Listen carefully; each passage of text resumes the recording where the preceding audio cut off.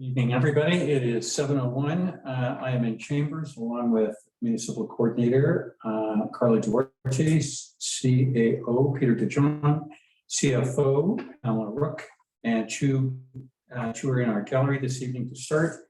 And there's numerous on the Zoom gallery as well too. Council has just come back from a closed session.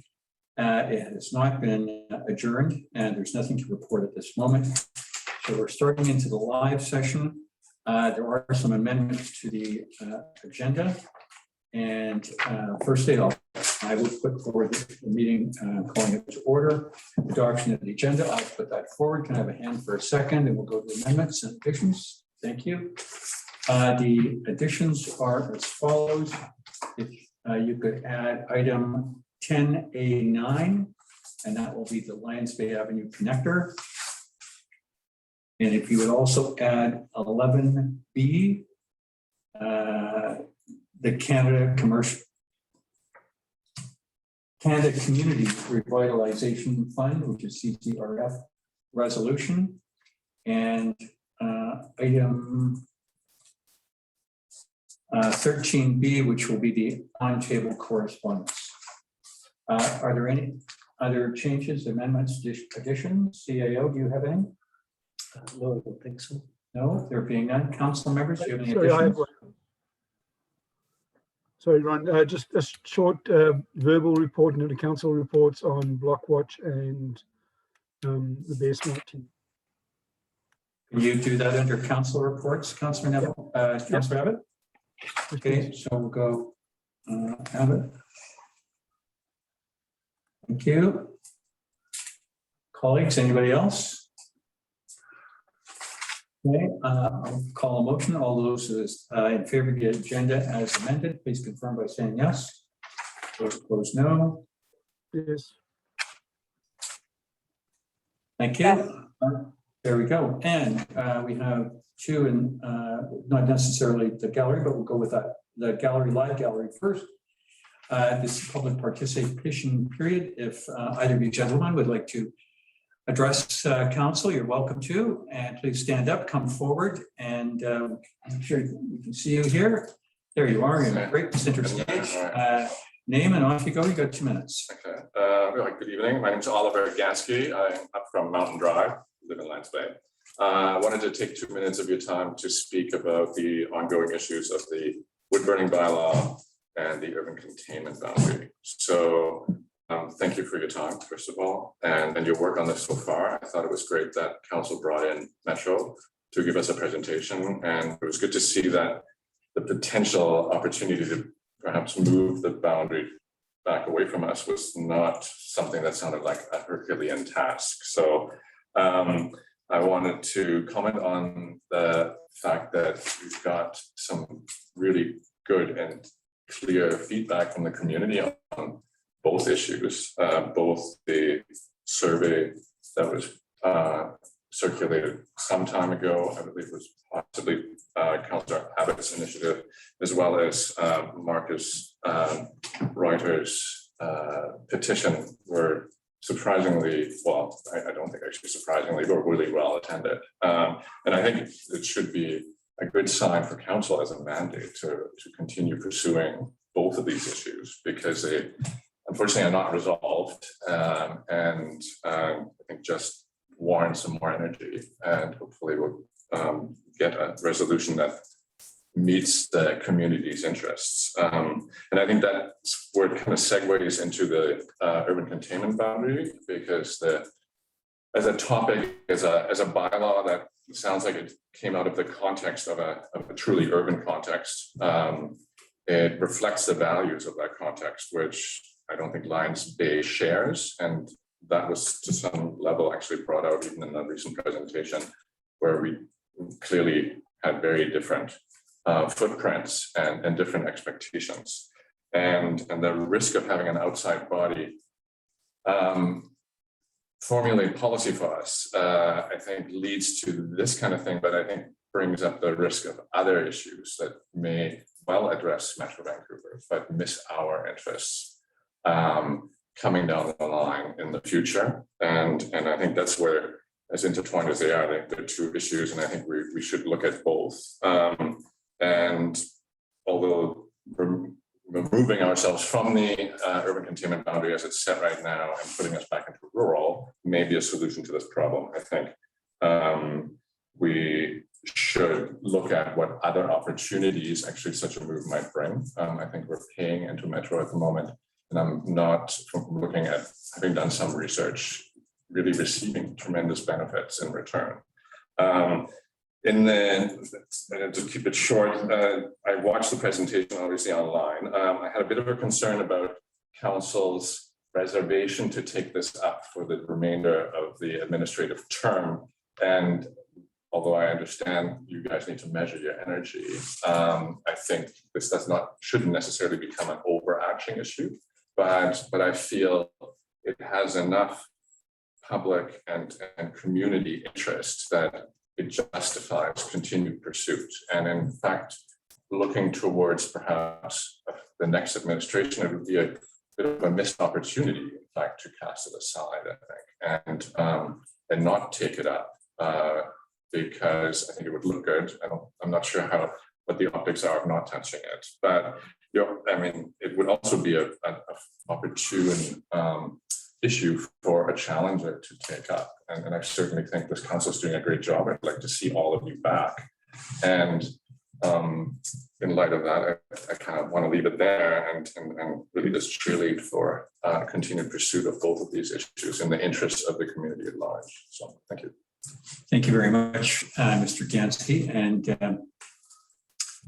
council members, I appreciate your endorsement for the job well done, but more to do. And if we can leave it at that, this topic's not going to go away, but summer is upon us, so wood burning isn't top of mind right at this time, but it will be in the fall. So if you accept that as a short answer, I'm sure we're going to see it again. Yes, thank you very much. Did you want to speak as well, sir? Yes, thank you.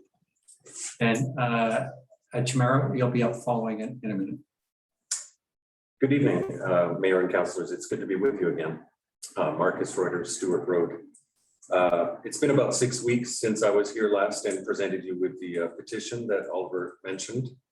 And council had determined, I think shortly thereafter, that it wanted to hear from Metro first. And at the last meeting, a comprehensive and competent presentation was given and a fielding of questions by Metro's General Manager of Regional Planning and Housing Services, Heather McNeil. Several interesting things emerged, it seems to me. By Metro's own definition, we check all the boxes as a rural and not an urban community. As to why we find ourselves, by some metrics, with an urban designation and within the UCB, well, it seemed to me Heather's very diplomatic answer was that the answer is primarily historic, something that I think a lot of us would translate as a series of local missteps in the past. When asked whether, according to Metro's definitions, Heather would conclude that we're actually a rural and not an urban community, she again very diplomatically pointed out that there are many areas in the plan, the land use master plan, right now that are rural and that are very similar to Lions Bay. From as clearly seasoned and politically nuanced a person as Heather, I think a lot of us took this as a clear yes to the question of whether we are in fact rural. She also said quite clearly that Metro isn't the body that determines whether we're rural or urban. They ask us as a community to determine what's the best fit, and that Metro looks to see whether this determination in fact reflects the will of the community. What is not necessary, however, is a full OCP review. What we do is make an adjustment to our regional context statement and ask for an amendment to the regional growth strategy for Lions Bay. As to whether this would reflect the will of the community, you have had for some time now the request of over 200 residents of our community for just that. And indeed, our village engaged in an extensive consultation on the wood burning question in 2019 and responded with a clear mandate in the affirmative. I don't see how we as residents could be any clearer on this matter. There are, of course, a number of questions that arise as a result of the wood burning question, the UCB, our designation as urban or rural, etc. On the latter, perhaps because of their nuances and implications, council might see fit to engage in further consultation. On the question of the UCB, however, it seems to me that there are no good reasons to park it or to kick the can down the road, or that perhaps it might suck the air out of this council. This matter should be within the central focus of this council right now, I would hope. Metro has made its presentation and provided clear answers. It's a matter that can be attended to relatively simply, procedurally right now. At this point, I would like to ask all councillors to weigh in with your opinions on this relatively simple matter of moving us outside the UCB. I believe you've received the answers that give you the green light, and most importantly, the community, through extensive consultation 2 years ago, and now once again with the petition, stands firmly behind you. Thank you for your time. Thank you very much. Thank you. There we go. Tamara? Hi. Oh, let me remove my hand.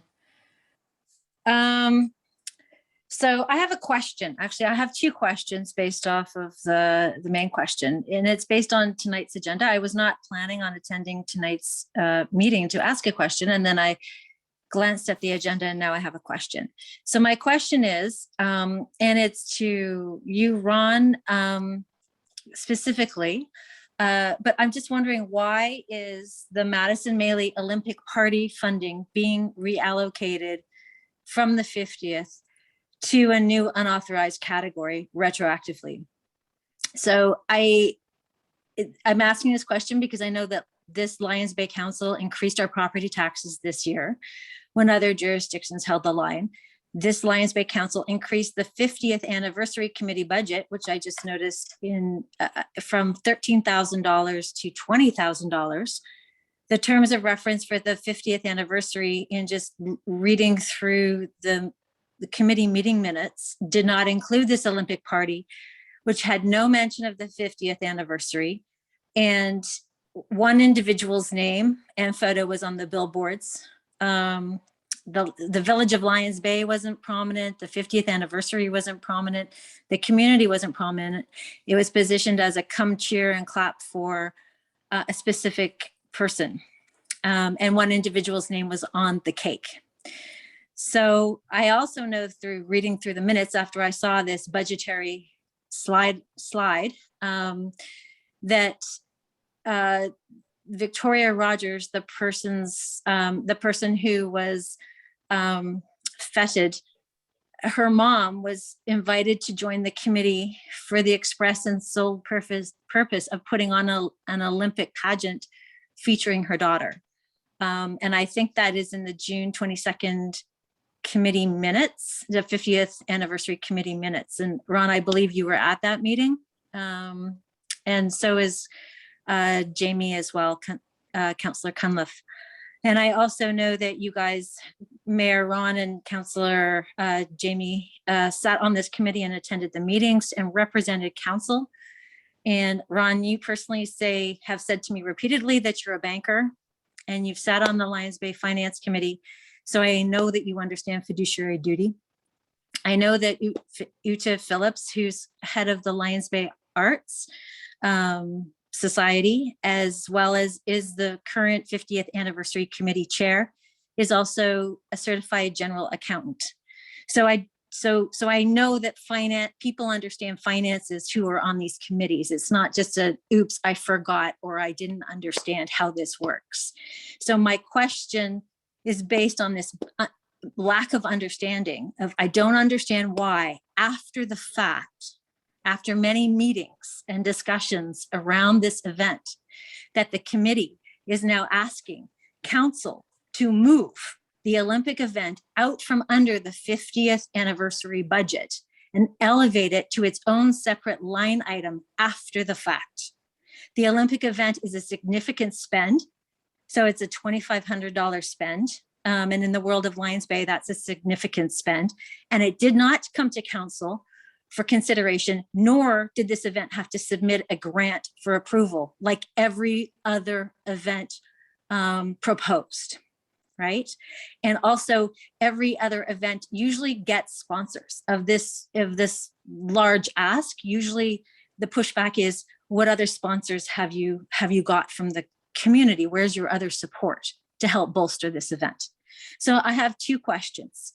I want to know when it was decided it was not a 50th anniversary event, before or after the event. My second question is, why are Lions Bay taxpayers now being asked to finance the Madison Melee Olympic event after the fact from the 50th anniversary budget if it was not a 50th anniversary event? So Ron, I need an answer.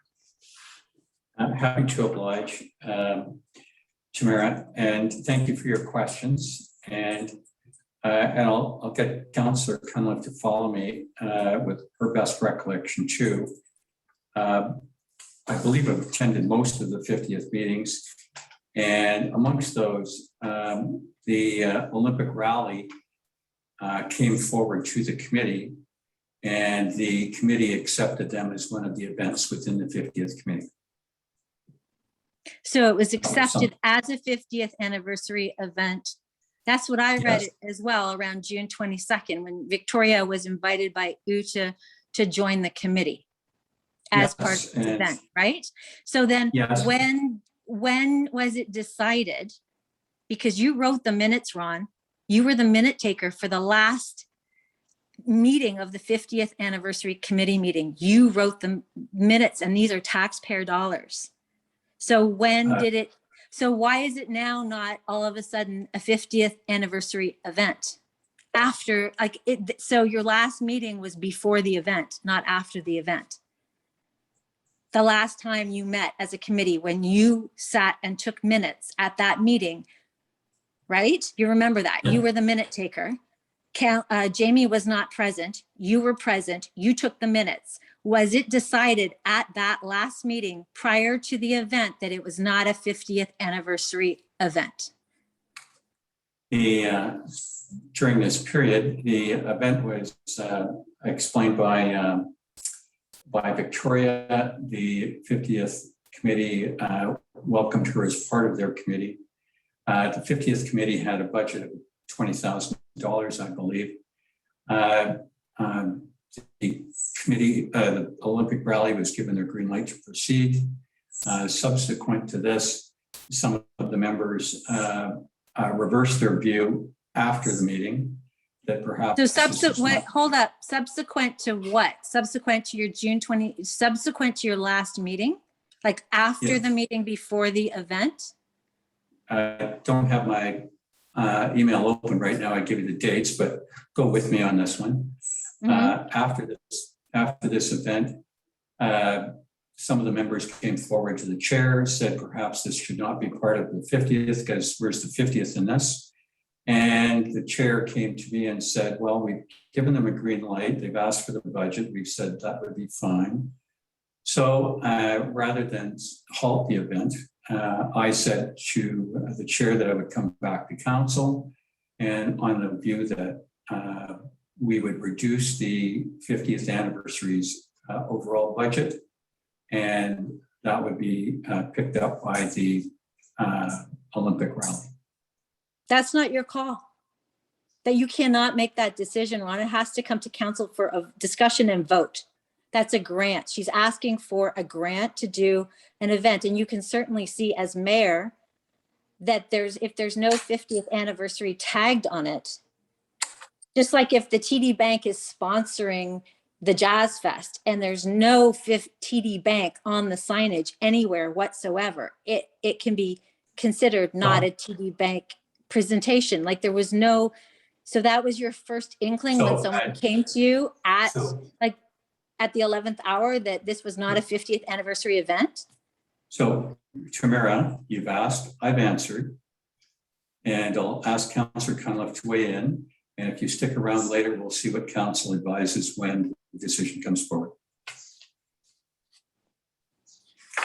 Councillor Cunliffe?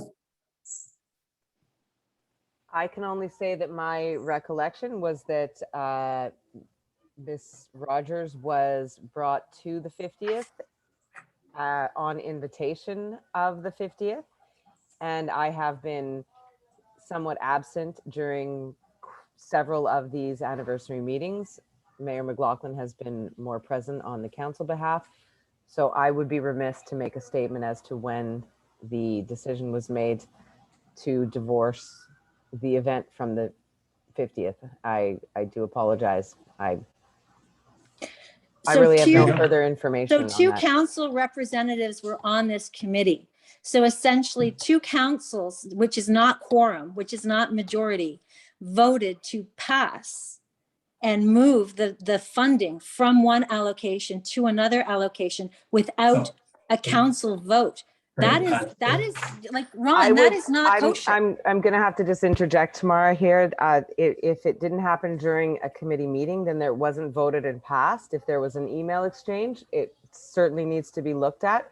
The quorum is that one council member needs to be present at the meetings, and one has always been present at the council meetings. So without further look and investigation into the scenario, we're really kind of running in circles. But you both sit on, Tamara, but you acknowledge you Sorry. both sit on the committee, correct? Tamara, You acknowledge you both sit, both mayor and Tamara? councillor sit on this committee, yes? Correct. Okay, just a second, Tamara. Yep. You've asked and you've answered. Now we're going into debate. So your Thank you. time is. Yeah, no, that's good. Thank you. Thank you. We're not quite finished with this. I'm going to ask the CAO to weigh in for a second. And if you'll hang in here for the open part of the meeting, we will be coming back to this later on in the session. So, Mr. DeJohn. So that's all I was going to do, was point out the fact that what you've got is a recommendation from the committee to take a certain course of action. That recommendation is in the agenda at item 10D2, and council will vote upon it at that time. At the moment, it's just a recommendation. So suggesting that anyone has made a decision on behalf of council is not correct. That decision will be made later in the meeting. That's all I wanted to say. But Thank you very much. That will conclude the public participation portion. Could I ask one more question, please? Could I get an answer as to the last part of my statement, which was that I would like all councillors to weigh in on the question of whether we need to defer a decision on the UCB matter, or whether we can move ahead with this in this session and hopefully rapidly. I would like to hear from the rest of council as to that, what their opinions are. Thank you. Something that takes CAO, I don't believe this is something that we've ever done before, and I don't propose we do this now. There's a couple of issues with that, sir. One is that there was some factual incorrect statements that you made with respect to what's required. An OCP amendment is required. So that was something that you suggested wasn't required. That is required. One of the steps that was outlined by Metro. And this is not the place to have a debate about a particular topic that's fairly involved and has lots of ramifications.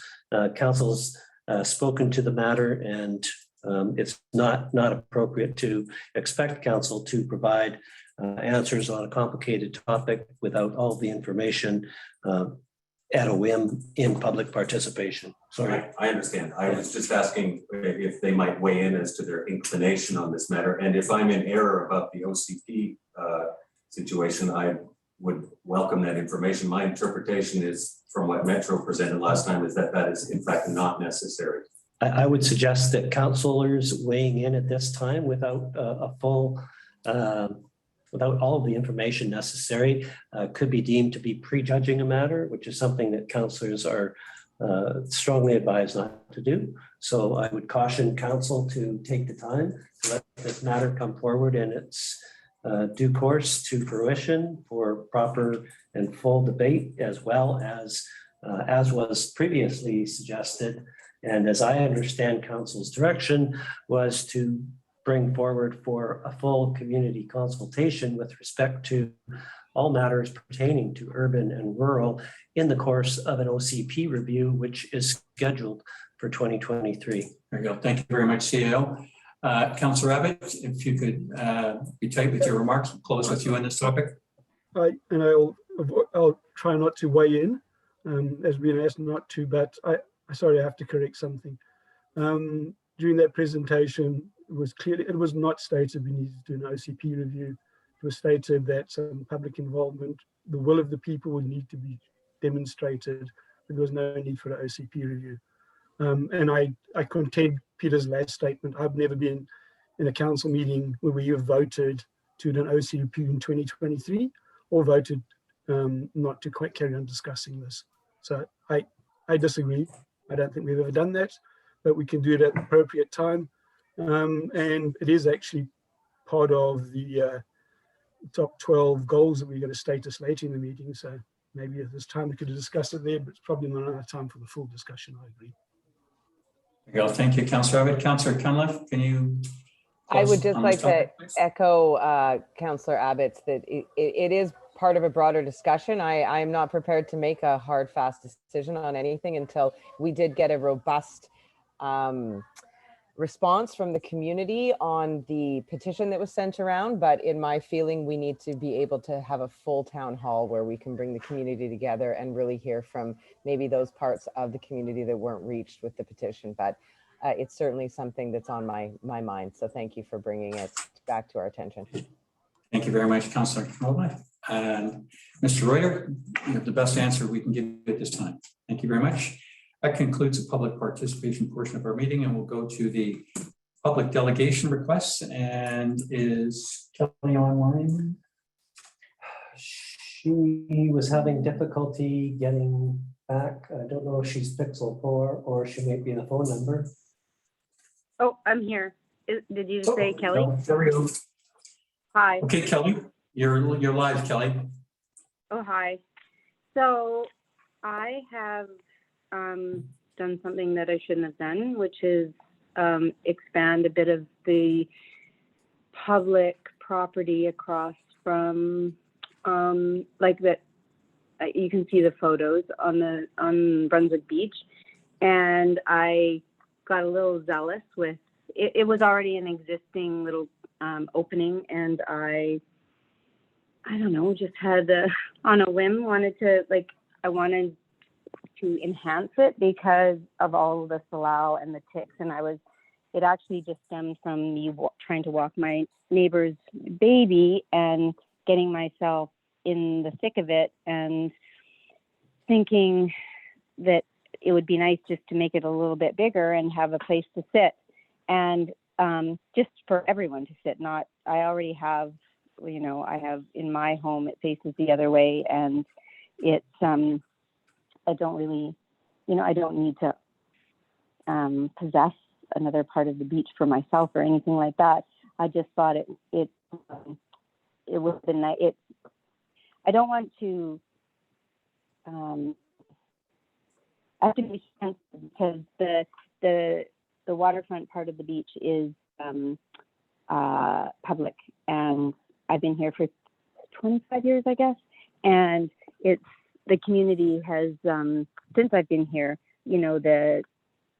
some of the waterfront part has been cleared and little nooks created, which people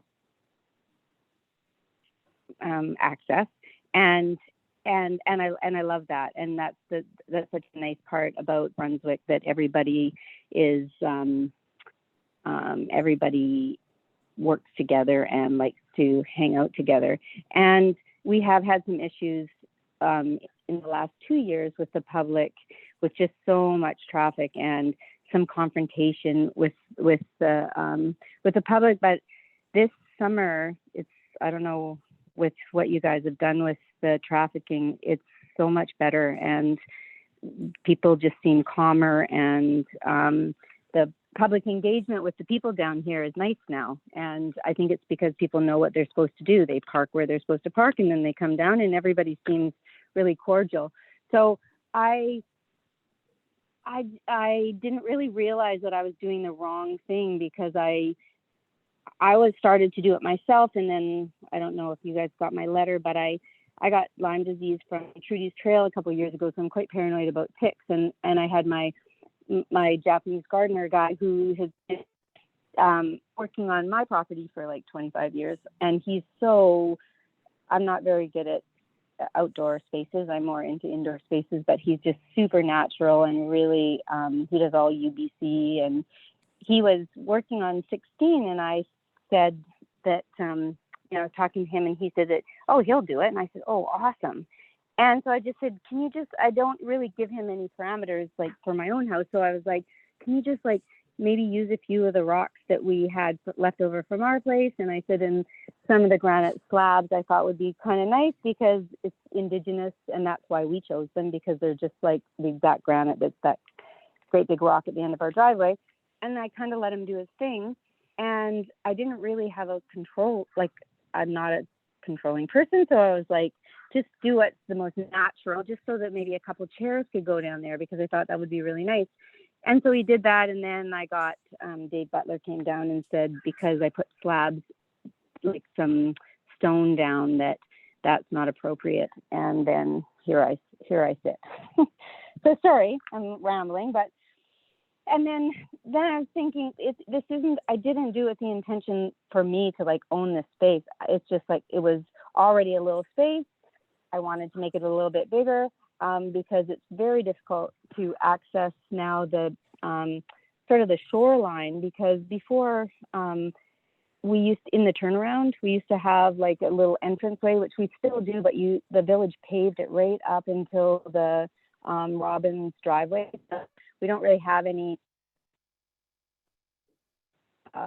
entrance to the beach that's just open, and also the ocean now comes like right up to that. So to try to just like enjoy the beach from the road, you can't really do that at Orange. And so that's what initially got me into there, is because I was walking this baby and I'm like, oh, I can't get in here. And then I was like, oh, I'll just go down this little path. And then and my idea is just, now that it's there, I don't know, you guys might make me pull the granite up, but when I was talking to Kaz, who did it, I just said, can you just make sure that it's stable? We're not allowed to do anything like, I knew, you can't cement or do anything like that. It's just on sand, but it just is a nice, stable little pad. And then talking to a few people in the community, they were saying, why don't we, it would be a nice, if you guys allowed it, maybe it would be a nice little memorial seats to Glenn and Amory Gates, because Amory just passed away last summer, and Glenn was like the steward of Brunswick Beach, and everybody loved him. And a few people thought that might be a nice idea if you guys did think that it was okay to keep it and just have a couple chairs there. If maybe we could like even dedicate those 2 chairs, one to Amory and one to Glenn, and it just be for everybody, for Lions Bears, and obviously if the public sits on it, it's no big deal. It's like, why not? So that's before you, and I'll do whatever, you guys think is appropriate. And if it pull up the granite, I'll do that too. Thank you, Kelly. If you just hang on. Firstly, 2 things. Looking at the pictures, it's gorgeous. Thank you for what you've done. Secondly, council gets a lot of bad news about parking and about people driving through. Your few words of encouragement made me smile a little bit. It's nice to hear that, especially in your community where you've been under siege for a very long time. So thank you. Relative to the proposal, CAO, would you see any issues with this? I think, gifting the space improved in the manner that it has been is a viable option for council to consider, as opposed to, somebody making an application for an encroachment agreement, which implies, private personal use of public space. So I think the manner in which this is coming before you is appropriate for your consideration. I don't see any liability risk with it. I don't see any need for any kind of insurance with respect to it. It's similar in many respects to the improved spaces that are already at Brunswick Beach. There's no structure really. We're talking granite, stone on sand. So I don't see any issues from it from an administrative perspective. Would you And see? I know it looks big in the photos, but it actually only really accommodates those 2 chairs and then just an entrance from sort of the pathway. So I can't, it can't be made really any bigger. It's just, you can see comfortably fits those 2 chairs. Thank you very much, Kelly. CAO, would you see the recommendation that I put forward that council accept a gift to the village of the small space cleared and improved amongst beach vegetation for the enjoyment? I wouldn't have an issue from an administrative perspective with respect to you putting that recommendation to the rest of the council. Good, and I shall. Can I have a seconder, please? Second. Thank you. Thank you. Discussion, council. I'm just going left to right. Councillor Abbott, any comments? I guess my first comment is I'm assuming we heard that the local residents are all in support of this. I'm not suggesting there's been a poll or everyone's been asked, but Kelly, you can confirm that there's a general approval from all the local residents, or have you heard any negatives? I haven't heard anything negative, and the people in my, like on this road, no one said anything to me, but maybe, I don't know if there was a complaint and that's why council came down in the first place or not. I really don't know. It seems, everybody seems quite positive. I thought I would talk to you guys first and then see, you know, I haven't even said to people, this is for everyone. You know, some people might have looked at it and assumed that it was being done for a particular house, which it isn't. So I can't answer that. Okay. Anything else, Councillor Abbott? No, just that was my comment. If Kelly's not Thank you very much, generally Thank you very much. everyone. Councillor Cunliffe?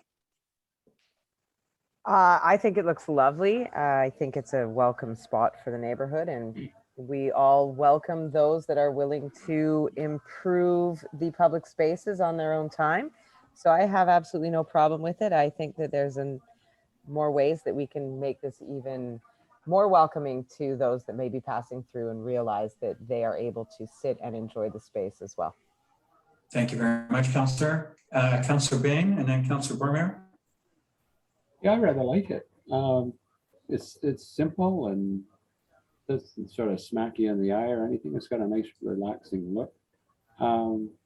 Yeah, I don't know, what can I say? I think it's a neat idea. Also, kudos to our building inspector that he's out and around looking at things and calls the question without prejudice on it or anything. So I don't know. I'm in favor. Good, thank you, Councillor Bain. Councillor Bormire? You know, this is the sort of the reason, one of the many reasons I moved to Lions Bay, but it's this kind of spirit, and I think it's just really sweet. There you go. Well, my recommendation, Kelly, is that I'm prepared to call a motion and put this to vote in a second. What I do is I know where this is, I know where you live, and I know who your 2 neighbors next to you. Beyond that, nobody's particularly affected by this. And I know you're close to both those neighbors, so I'm going to presume this is a yes, but I'll ask that you touch base with them.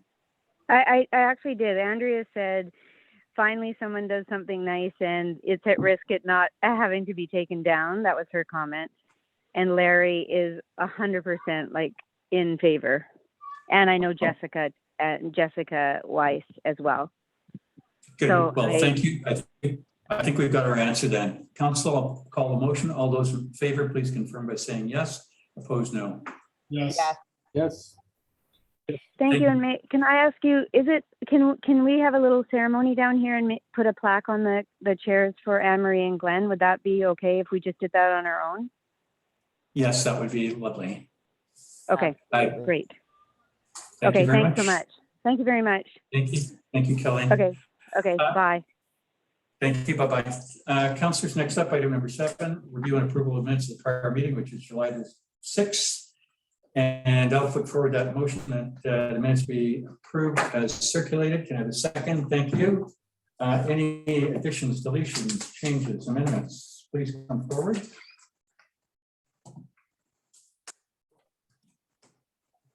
Nobody? One on page 17. It refers to the procurement policy. I went to look for it, struggled to find it, and then realized it's actually called the purchasing policy. So maybe you want to make that correction. And for the third time, I'll mention to council, when I was looking for it, I found the encroachment policy still there. Can we make an encroachment, please, or remove it? Okay, I think we need some commitment here. Municipal coordinator, can I have your hand crossed over your heart that this will be done? Sorry, which page was it on?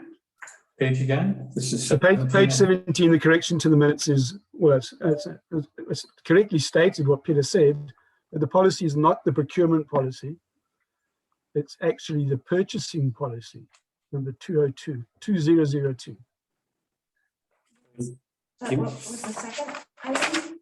Encroachment or? And I've asked this before, there's an enroachment policy, number 47. It should be the encroachment policy. That's why that one's difficult to find.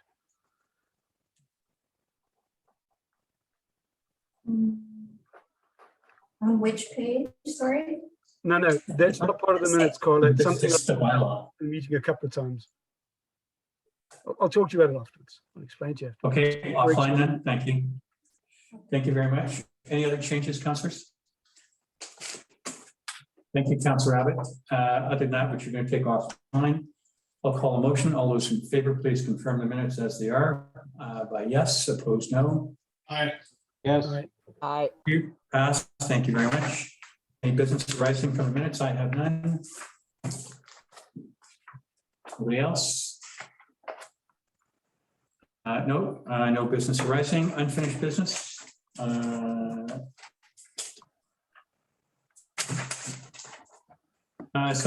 First one is item 207 for next. Sorry, Ron, I've got an update for 207 and 208. 208, Yep. I think got on here by accident. It was correspondence for information, and 207, the date for providing a letter of support lapsed a while ago, so those can both come off. So 208 is a strike then, is that right? Correct. And 207 again? Also a strike. Thank you very much. Which brings us to 10, which is the green bin staff. Or is this something you want to cover, or is that on hold? I think that requires, we're in the process of reviewing and overhauling the waste bylaw in preparation for the RFP, issuing the RFP for the new contract for services. And the strategies with respect to secure bins and so forth are part of that review. So I think it's something that is definitely in our sights, but requires more work. Okay, well, we'll leave it in your sights, and 210 stays as a place mark. Thank you. Item 218 is a strike. It appears later on in our meeting. Item 219, the elder abuse survey staff, provide the link. That's a strike. Item 220, the recording's been to EOC ESS. That's a strike. And 221, did staff investigate the Canada Community Fund? Yes, there's a resolution coming to this meeting. Okay, done. Thank you. That's what we see on, I've got it on table. Thank you. I think this is from Mrs. Zordigan, reparking. That was asked and answered. Councillor Abbott, I know you responded to Ms. Bradshaw, so that's asked and answered. Same thing for Mr. Van Hoekstraten. And CAO to Mr. Brotto, reparking, and Mr. Minky, the two of them. Did you do that? No, I did not get to that. That's outstanding. That stays. Thank you very much. And I've responded to Mr. Monfred. That's a strike. To Mr. Reuters, Councillor Abbott, you've done that. That's 228. That's a strike. And the berm from Diane Phillips regarding the berm. I presume you're waiting for the Public Works Manager, CAO, to return? Yeah, we had some preliminary discussion, and in terms of Public Works capacity to devote time, that's not really feasible. But we did look on a preliminary basis at would take to provide irrigation. The water main is on the other side of Tidewater Way. So the preliminary numbers are not insubstantial. So we want to refine that a bit before bringing it back. But yeah, it's something that is not really within this year's budget, and we need to take a closer look at it. So your recommendation is no? Not at this time. It's irrigation will be a substantial project. Okay, would you respond to the resident, please? Thank you. Actually, council, on this last issue, do you have any comments, concerns on this one? None? Okay, thank you. Next item is number 10, reports, which is Staff Firefighter Day. I'll just quickly read the recommendation, which I feel I've been reading for the last 9 years. The council authorized the LB Firefighter Day to take place at the LB Beach Park from 12 on Saturday, September 11th to 10 from 10 a.m. Try this, from 12 p.m. on Saturday, September 11th to 10 a.m. on Sunday, September 12th. The council authorizes resident permits to be eligible for free parking at Lions Bay Beach parking lot for September 11th, and a council grants an exception to noise bylaw number 283, 1998 to allow for amplified music on September 11th from 2 p.m. to 11 p.m. I'll put forward that motion. Can I have a hand for a second? Thank you. Any discussion? Concerns? There being none, call the motion. All those in favor, please confirm by saying yes. Yes. Aye. Thank you very Yes. much. Item A2, the Summer Art Show. This is the 50th committee. The council authorized the Lions Bay Summer Art Show to take place on Sunday, August 11th at the Village Hall, Marjorie Meadows, and the Native Plant Garden from 9 to 4, and that council approves waiving fees for the Village Hall for the event. And the council authorized the provision of free parking at the Village Hall, Native Garden, and Marjorie Meadows on August 11 from 9 a.m. to 5 p.m. And the council grants an exemption to noise bylaw number 283, 1998 to allow for live music from 11 a.m. to 3 p.m. on August the 15th. I'll put forward that motion. Can I have a second, please? Second. Thank you. Questions, any? CIO, where's the food truck going? Probably in the upper parking spots. The one behind here? Yep. Thank you.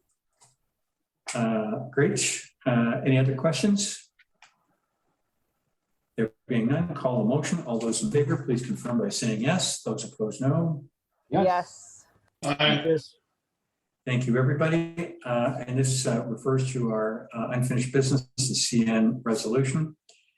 It's Rail Safety Week, whereas Rail Safety Week is to be held across Canada from September 20th to 26th, whereas it is in the public's interest to raise citizens' awareness of the dangers of ignoring safety warnings at level crossings and trespassing on rail property to reduce avoidable deaths, injuries, and damage caused by incidents involving trains and citizens.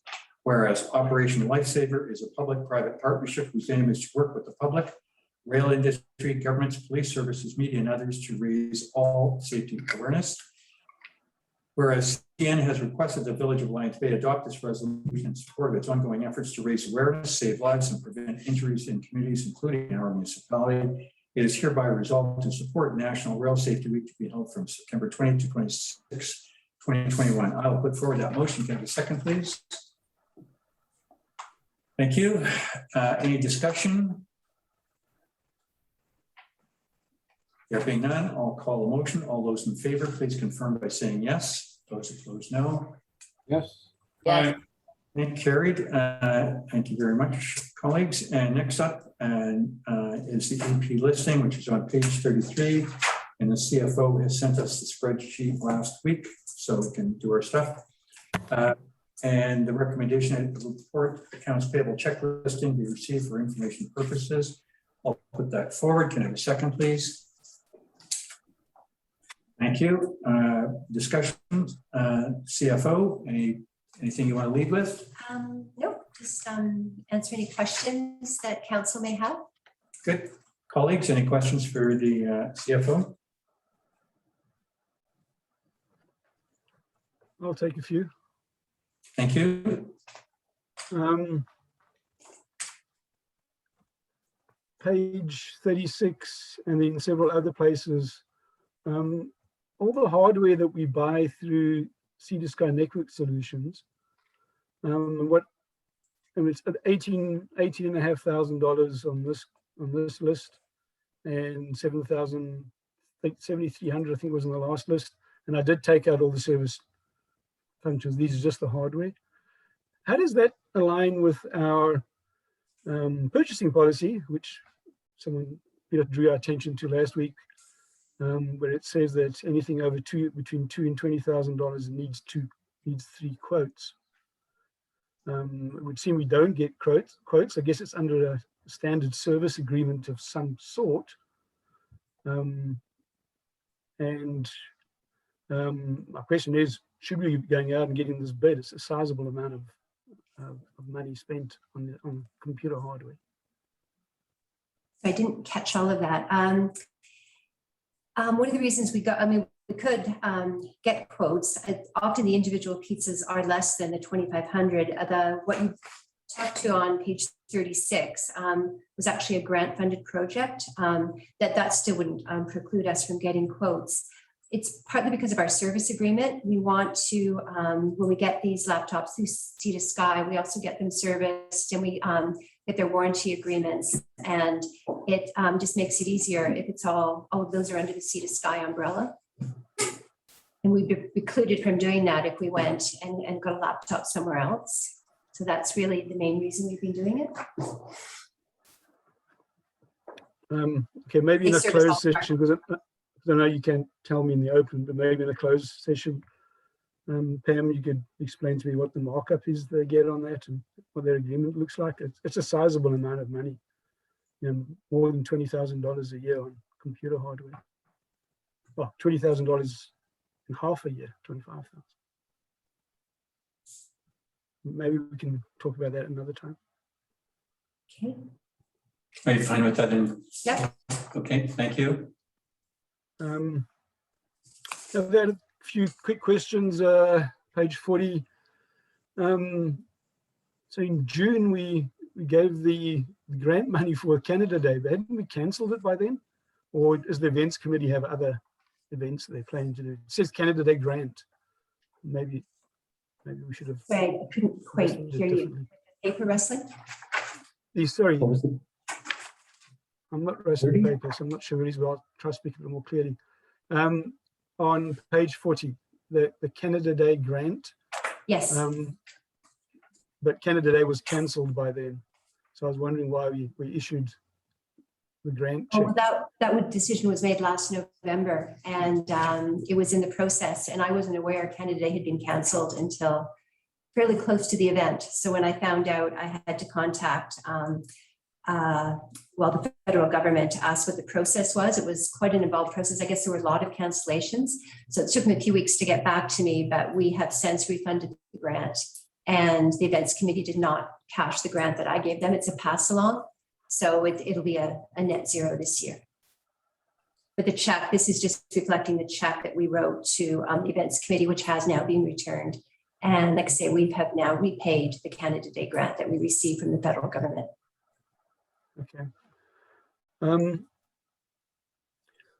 On page 40 lower down, and this is kind of information for me with the Bestmark group, is that $3,300, is that the cost of one double bear bin or several?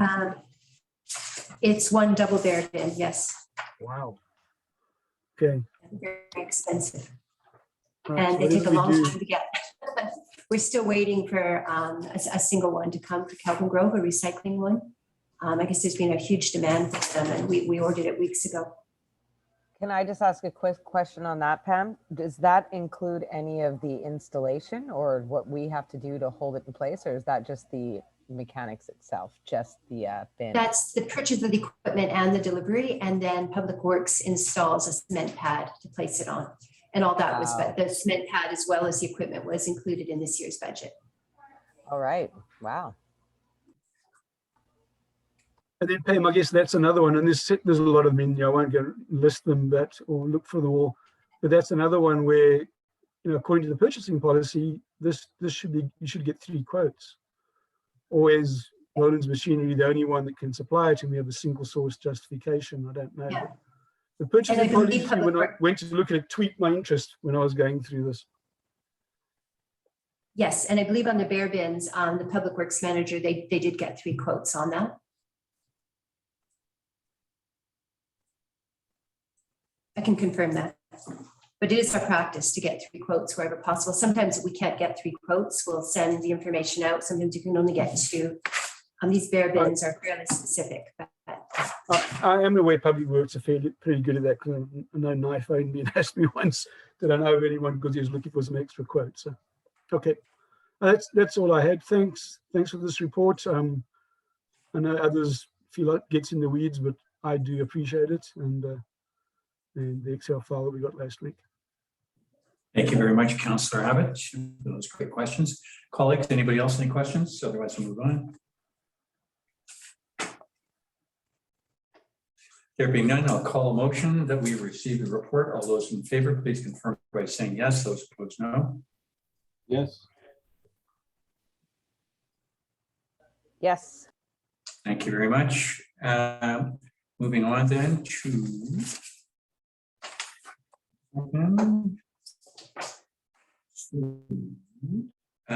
the preliminary mid-year review.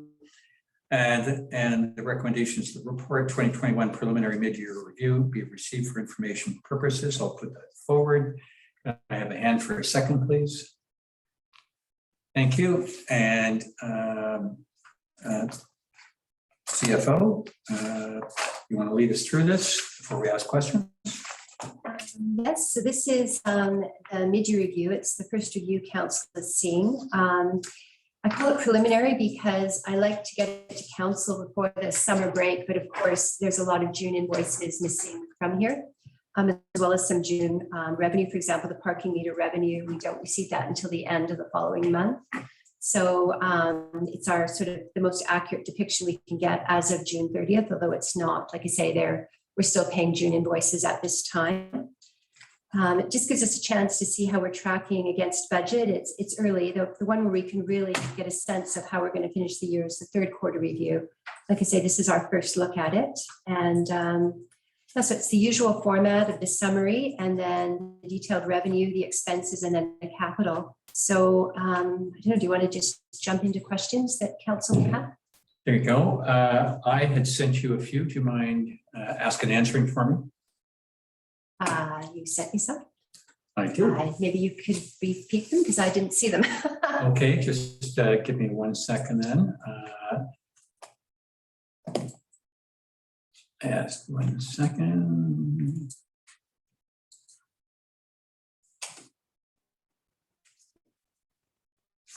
Just from quick recollection, I think that this is my comment on this is on page 45. It was the building permits. Yes. First one. And our achievement at the half year is seems out of sync with what I perceive as tremendous building activity in the village.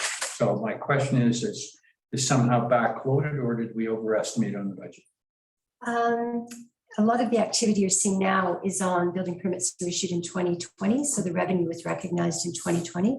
As practice with most municipalities, we book it as revenue and receive it, but then of course is ongoing work by the building inspector. Mm-hmm. We have quite a few, we're anticipating based on recent sales, some building permits to be coming. It's been indicated to the building inspector that these houses will be either rebuilt or significantly renovated.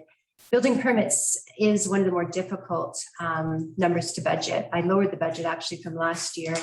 I work closely with the building inspector, but we really have no idea. There's been a sales activity, which generally generates either new builds, something being torn down and building, or but it's hard to really get a sense of that when you're doing the budget. At this point, it's too early to say whether we'll make the budget, but we are anticipating several new building permits in the next little while. Okay, so backloaded, thank you very much. But basically, the activity you're seeing now, a lot of that is the building permits that were issued in 2020. Thank you very much. And next question, and this is on the summary stuff. I'll hold my CapEx stuff.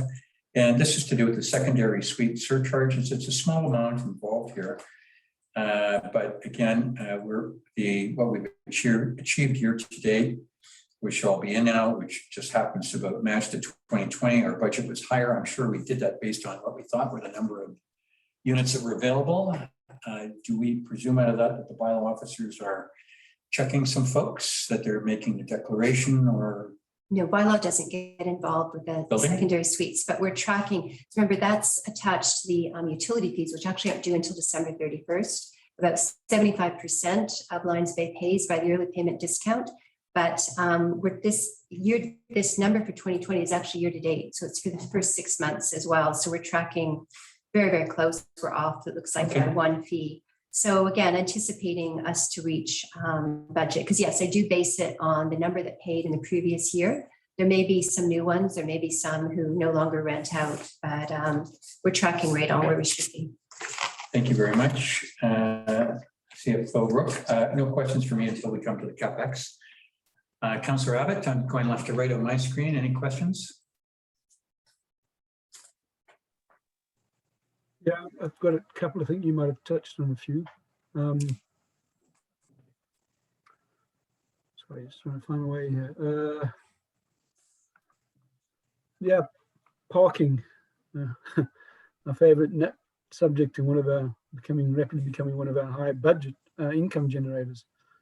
The parking fines, once again, extraordinarily high, and I guess we're going to exceed our budget on that.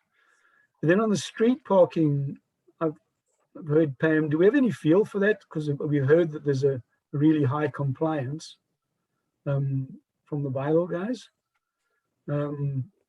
So do we have any feel for that budget, if it's going to be succeed significantly higher?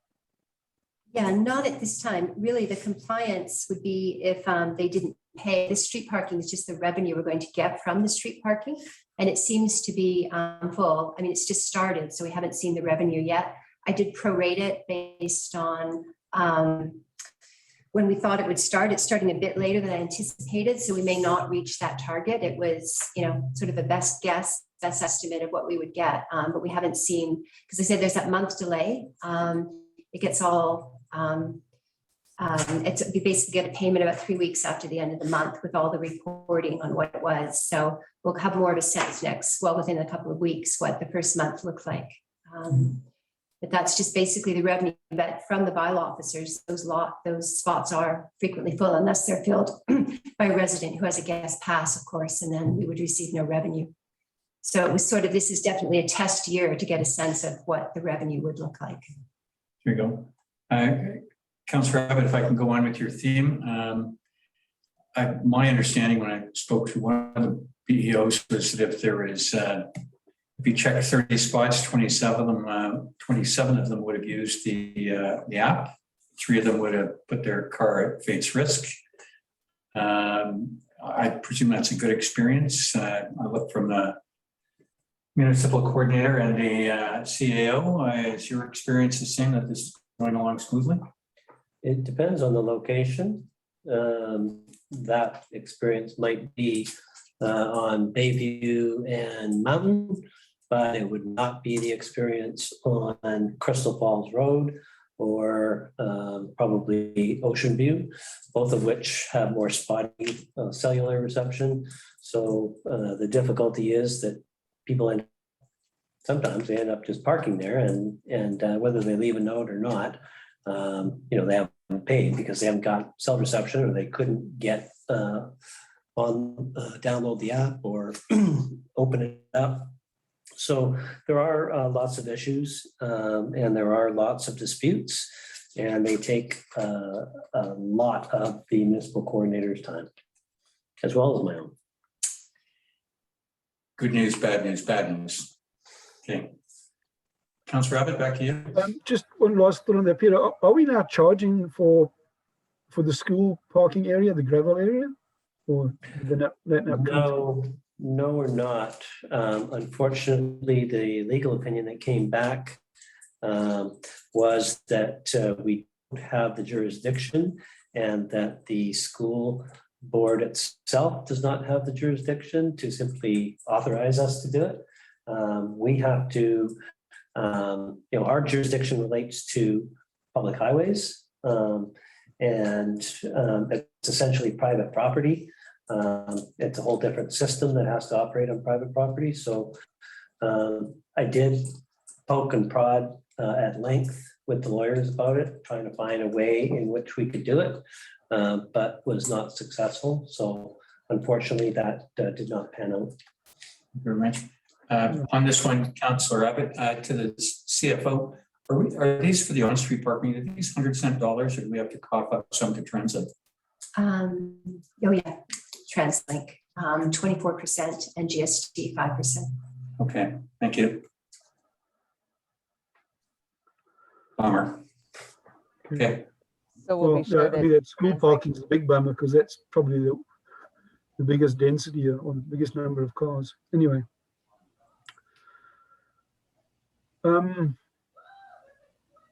Audit fees. So the audit fees came down from budgeted. I guess that was part of the COVID environment, the fact that they didn't come to the village.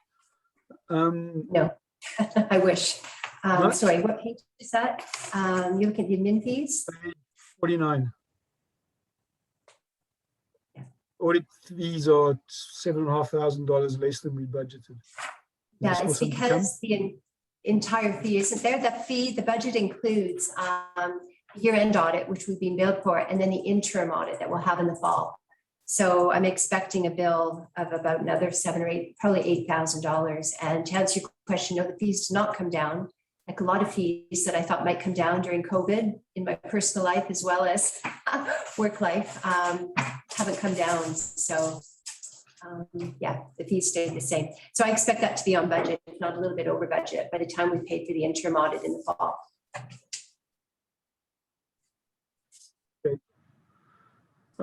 Yeah, I think that's all I had. Oh, sorry, the capital expense page. Are we doing that at the same time, or was there? Sure, we can, if that's all the operating questions. Keep going. And unfortunately, Nai's not here, so. Yes, I was actually going to say that Mr. Jaffer is not here, who usually gives the in-depth answers to a lot of this capital. I did my best, but we could, if there is anything, we could address it at the next meeting in September, and Mr. Jaffer will be back. I'm looking at my questions, and they're all going to be things that in Nai's courtyard. Okay. So why don't we just do it? Did you want to email me the questions, and then I we can could do have that answers for the next meeting? Like, we'll still discuss in an open meeting, obviously, but we could have answers for them ready for the next meeting. Councillor Abbott, or we can just hold the CapEx summary over to the 14th. Yeah, I mean, I've only got 3 questions. We could just hold it over if you like. Pretty simple. Okay, you want to send them in, and we'll make it part of the public record from Business Rising. What I could do at that time, I could send around, I might as well update it with the most current information. Okay, it'll come back. So we'll send an updated version to the September meeting. So an updated version will come in September, Councillor Abbott. So That works. Perfect, thank you. Colleagues, anybody else, any questions? Just have one, and I just wondered, when we learn about our grants, do we update our budget, or do we make notes to that regard? Let's see if we win or don't win a particular grant. Sorry, I missed the first part of that. You're asking, do we get like a debriefing with the grants? No, I'm wondering, so when do we learn about, do we have dates when we should be learning about award? And do we then, make a note about whether we've won or not? Well, they contact us and we do our best to estimate when it's coming, but the last two grants have been 9 months to a year longer than what we originally anticipated. We still don't know when we're going to hear about the Lions Bay Beach Park grant. We're hopeful that it would be by the end of the summer is what they're saying now. The Bayview DWIP, which we just heard about and we were unsuccessful, we submitted that in February 2020. So it was like 19 months before we heard. It's just getting increasingly long. So we do follow up. They'll often, if you go in, there's a reporting system I can go into and they'll say like anticipate spring of this year or fall of that year. But as soon as we, but we're notified by them immediately, like this Bayview DWIP, Mayor McLaughlin received a letter, an emailed letter saying that we were unsuccessful. And the same, and with the CLAT, we just received an email again saying we were successful. It's kind of out of our control, but we do our best. I know Mayor McLaughlin will often ask our government representatives if they've heard when the announcements are going to be made, even just to help with budgeting. Yeah, well, thanks. I also appreciate this preliminary presentation, you know, gives us some time to come up with some questions before the next meeting. So thanks for doing that. You're welcome. Thank you very much. On the CapEx, my question will be on the connector for the CAO. To think about his answer is what would be the next steps and when. So I'll ask that then, but give you a chance to think about it. Councillors, come on for Bain, any questions or we'll move on? Nothing here, thanks. Thank you very much. Councillor Kilmer? No, I'm good. Thank you. Thank you, Pam. Thank you very much. Call the motion. All those in favor of receiving information? Please Aye. confirm it. Yes, thank you. No, good. Next one is the July emergency program update and that the information report, which is on page 63 of your package from Mr. Whitney, and that the July emergency program update be received. I'll put forward that. I can have a hand for a second. Thank you. And anything you want to add on behalf of Mr. Whitney, CAO? Before open for questions. He was going to be here, but unfortunately got called away at the last moment. Got an email just a short time ago. Yeah, the report details the steps that have been taken with respect to the volunteer program for the EOC and the ESS team. Initial training has taken place as noted in the report for both programs, and volunteers are moving along those streams. There's also the memorandum of understanding that we now have with the North Shore Emergency Management team in North Vancouver, which is great. And they're assisting us with training of volunteers and supporting our efforts.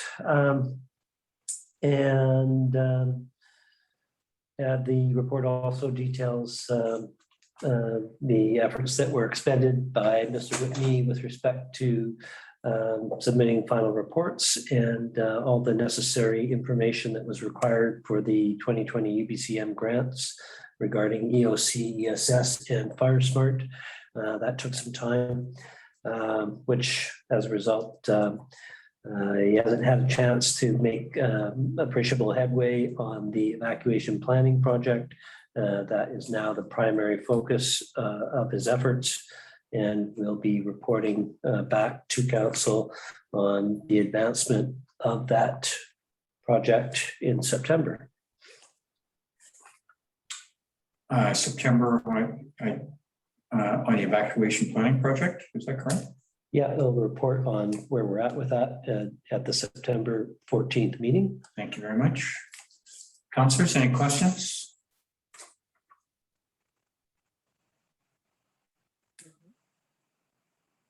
I'll go.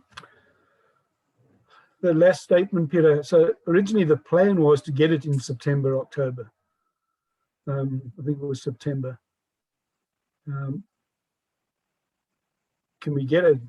If we're not receiving it in September, and obviously we're not from what I'm reading here, or what you've just said more than what I'm reading, can we get a firm deadline of when we're going to see that?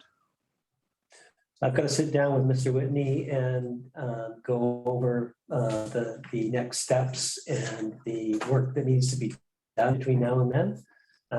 So I'll have sorry, I don't have a detailed synopsis of what work will be done when, but the outline of the steps that are required was previously presented and discussed.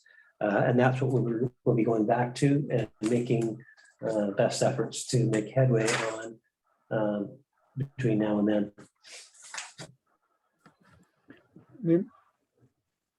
On the ESS and EOC initiatives, myself and Councillor Bain were involved in that previous meeting and recruiting a bunch of these volunteers. I think we should have another meeting in September and make sure that we kind of rally the troops and get everyone supported. And I haven't really seen any emails bouncing around, which I'd expected would be so-and-so, I just did my training, who's done what. That kind of momentum needs to keep going. So certainly offering my help with that. And I'm sure Councillor Bain will as well. And I think we should look at getting everyone together again. And the last thing I want to do is people start drifting off because they feel they're not engaged, they haven't been engaged. I know there has been some people sign up and some have done nothing, but I think we need to go out and promote the successes and maybe shame those that haven't and keep this thing going. Good. Yeah, sounds good. Thank you very much to the councillors and also to staff for pushing this along very accelerated lately. I think I know on behalf of the council that these two programs are dear to everybody's heart, and we're looking to really achieve a lot this year. Thank you very much. Any other questions for staff on this? I just want to second Neville's sentiment around keeping the energy high, and this is a really important group that hopefully we never have to draw on, but if we do, we need to be able to count on them, and creating a team dynamic and a positive energy is really important here. So I just want to second Neville's sentiments there. There you go. Thank you very much, Councillor. Yeah, just steal a final phrase from Fred, that we really need to focus on being ready to address the risks more than on compliance. And I just don't want us to get back to thinking this is all about compliance. That's where I'll be concerned we go. All right, thanks. There you go. Thank you very much, Councillor Abbott. Municipal Coordinator, could you make sure that I get an invitation to the next meeting for these folks? Thank you. I'd like to attend. Thank you. I appreciate you taking a special note for me on that one. Thank you. Any further questions on this? Councillor Bain, are you good with everything? Yeah, I'm good with it too. I agree with Norm and Neville of what they had to say, and your idea of notification of the next meeting sounds attractive. I'm sure for at least a couple more of us as well, if that could be arranged. There you go. Thank you very much, Councillor Bain. Councillor Bain, can you come closer to the screen? Are you growing a beard? It's a long story. It starts off that we packed for our trip a week before the time we left. And by the time the trip went, my shaver stayed home. So it's been 3 weeks and a day. And I hope you'll excuse the dim light. The shaggy dog showed up tonight. Sorry to pry into your personal life, but it's so different for you. It's a whole new you. Thank you very much.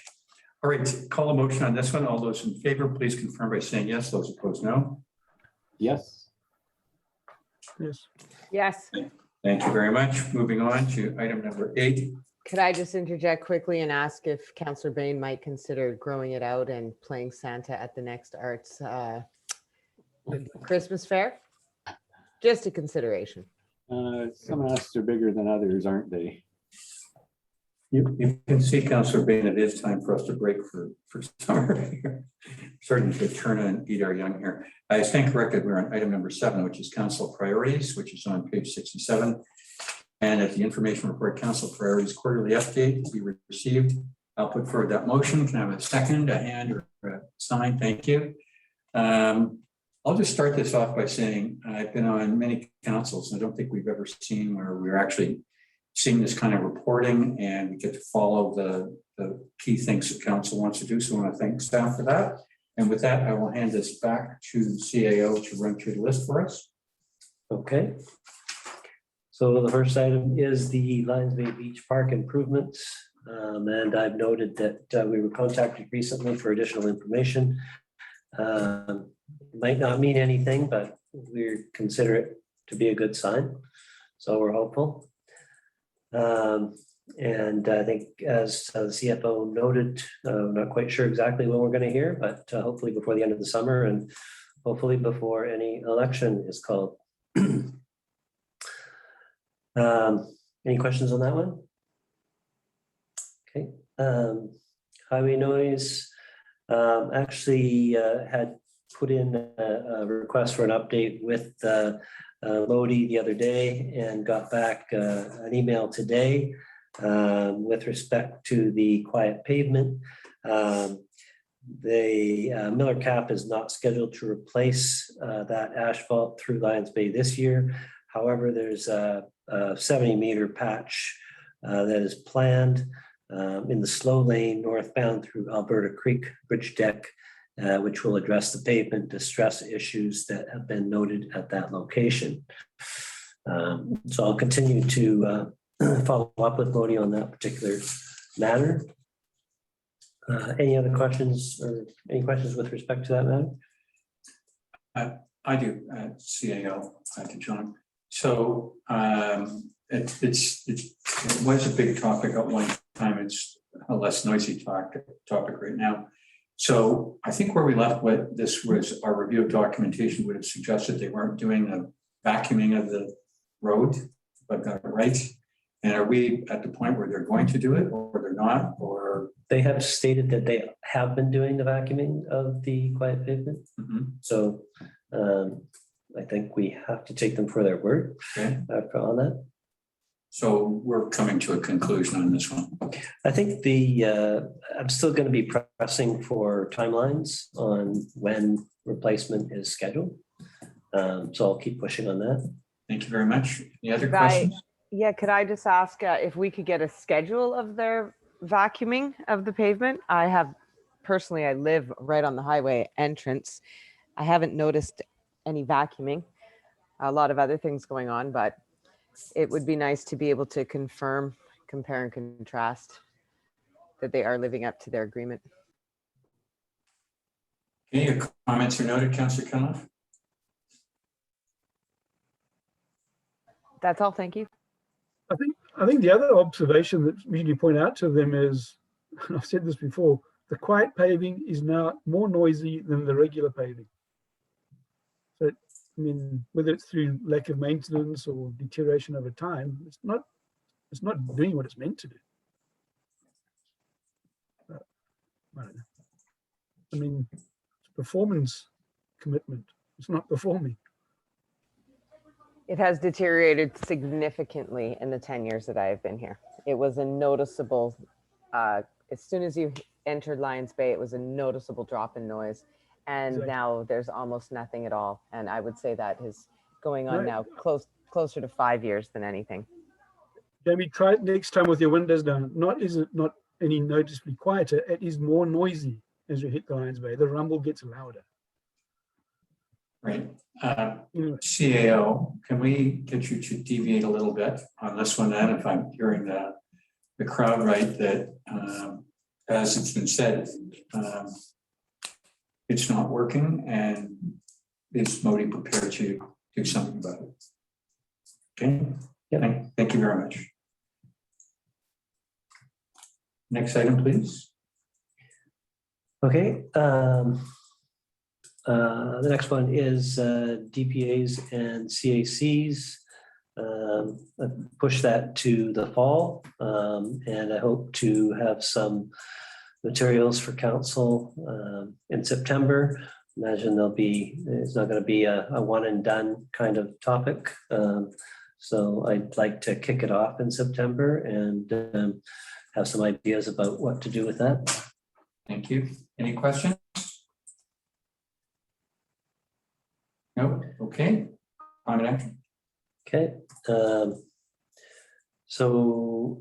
Have been, for the most part, initially providing information and working with the Climate Action Committee to provide that information so we complete some of those steps.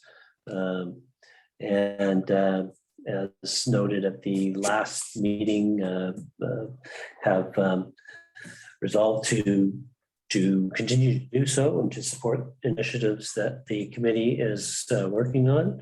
So we look forward to continuing that work. Good. Thank you. Councillors Connell Barmer, are you happy with where we are here?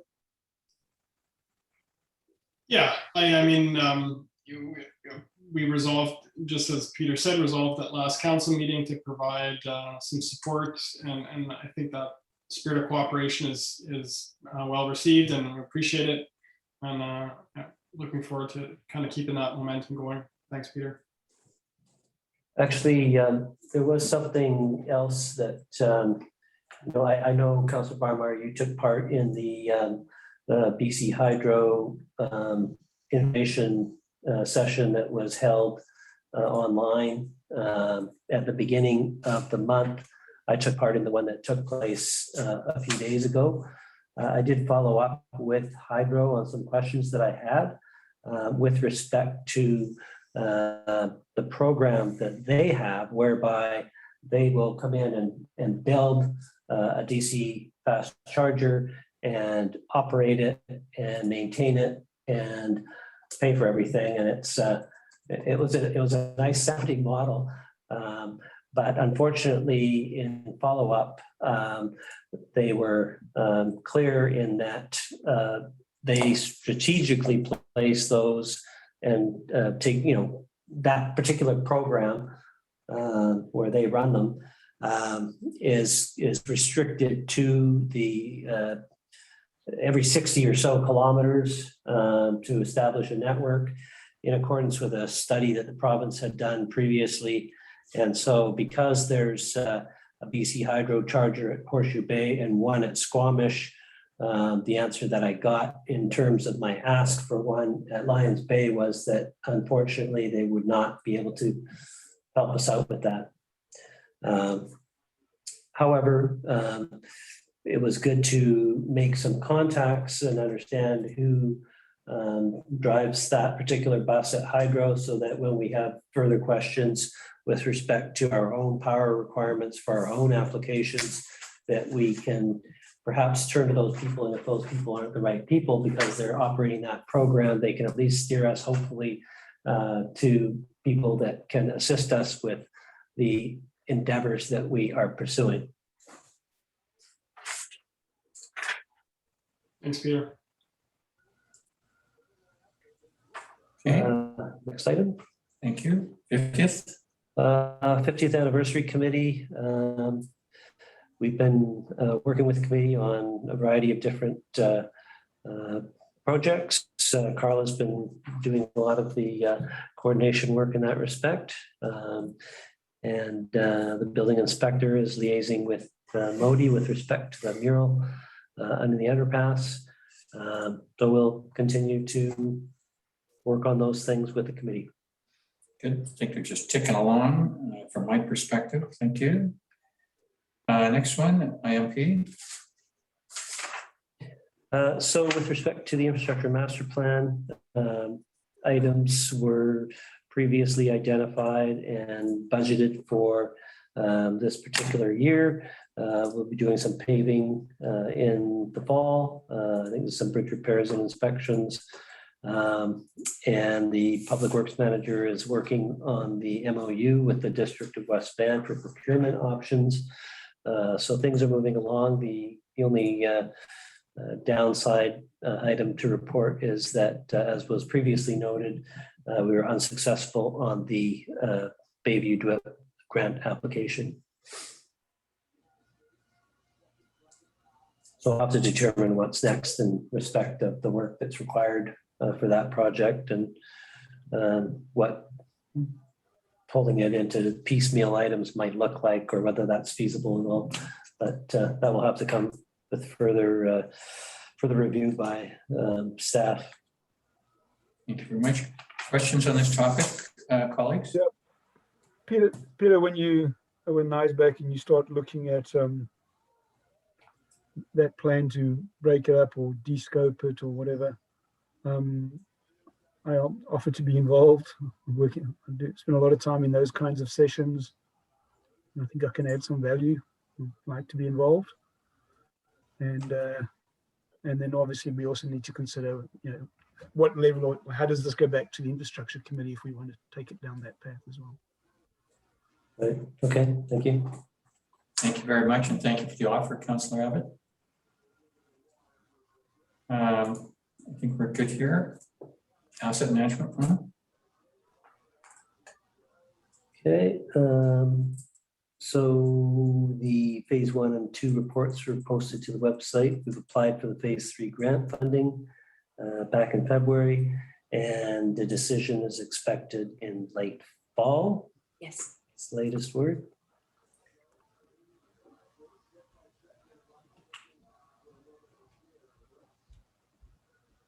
Okay, no questions. Okay.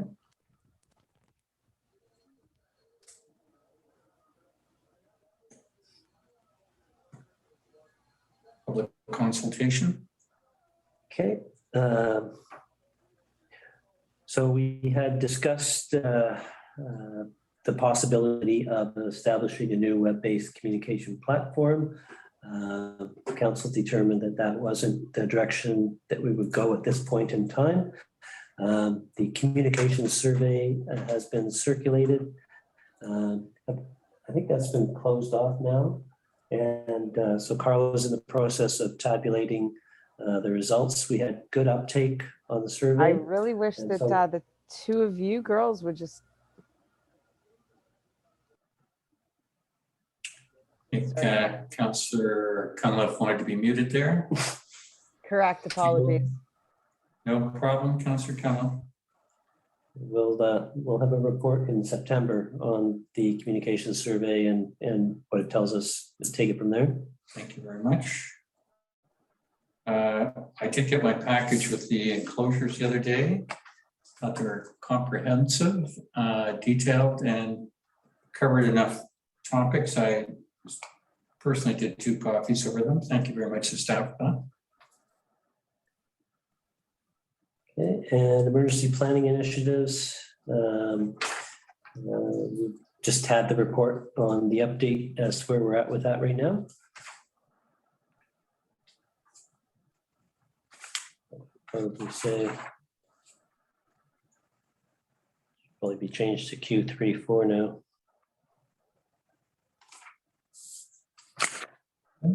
Okay. Next topic is village status under Metro's regional growth strategy. So we've heard from a couple of members of the public at tonight's meeting with respect to the review of the question of rural versus urban under the urban containment boundary within the Metro Vancouver Regional District.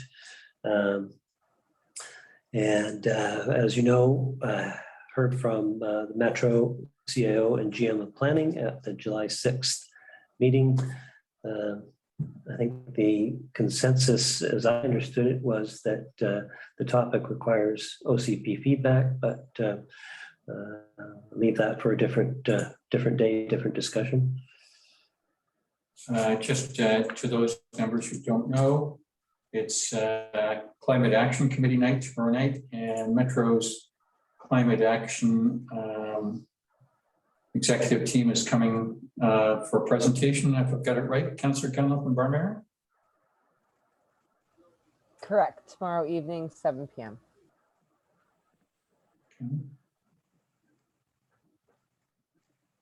Okay. Okay, thank you. So it's just, Water infrastructure.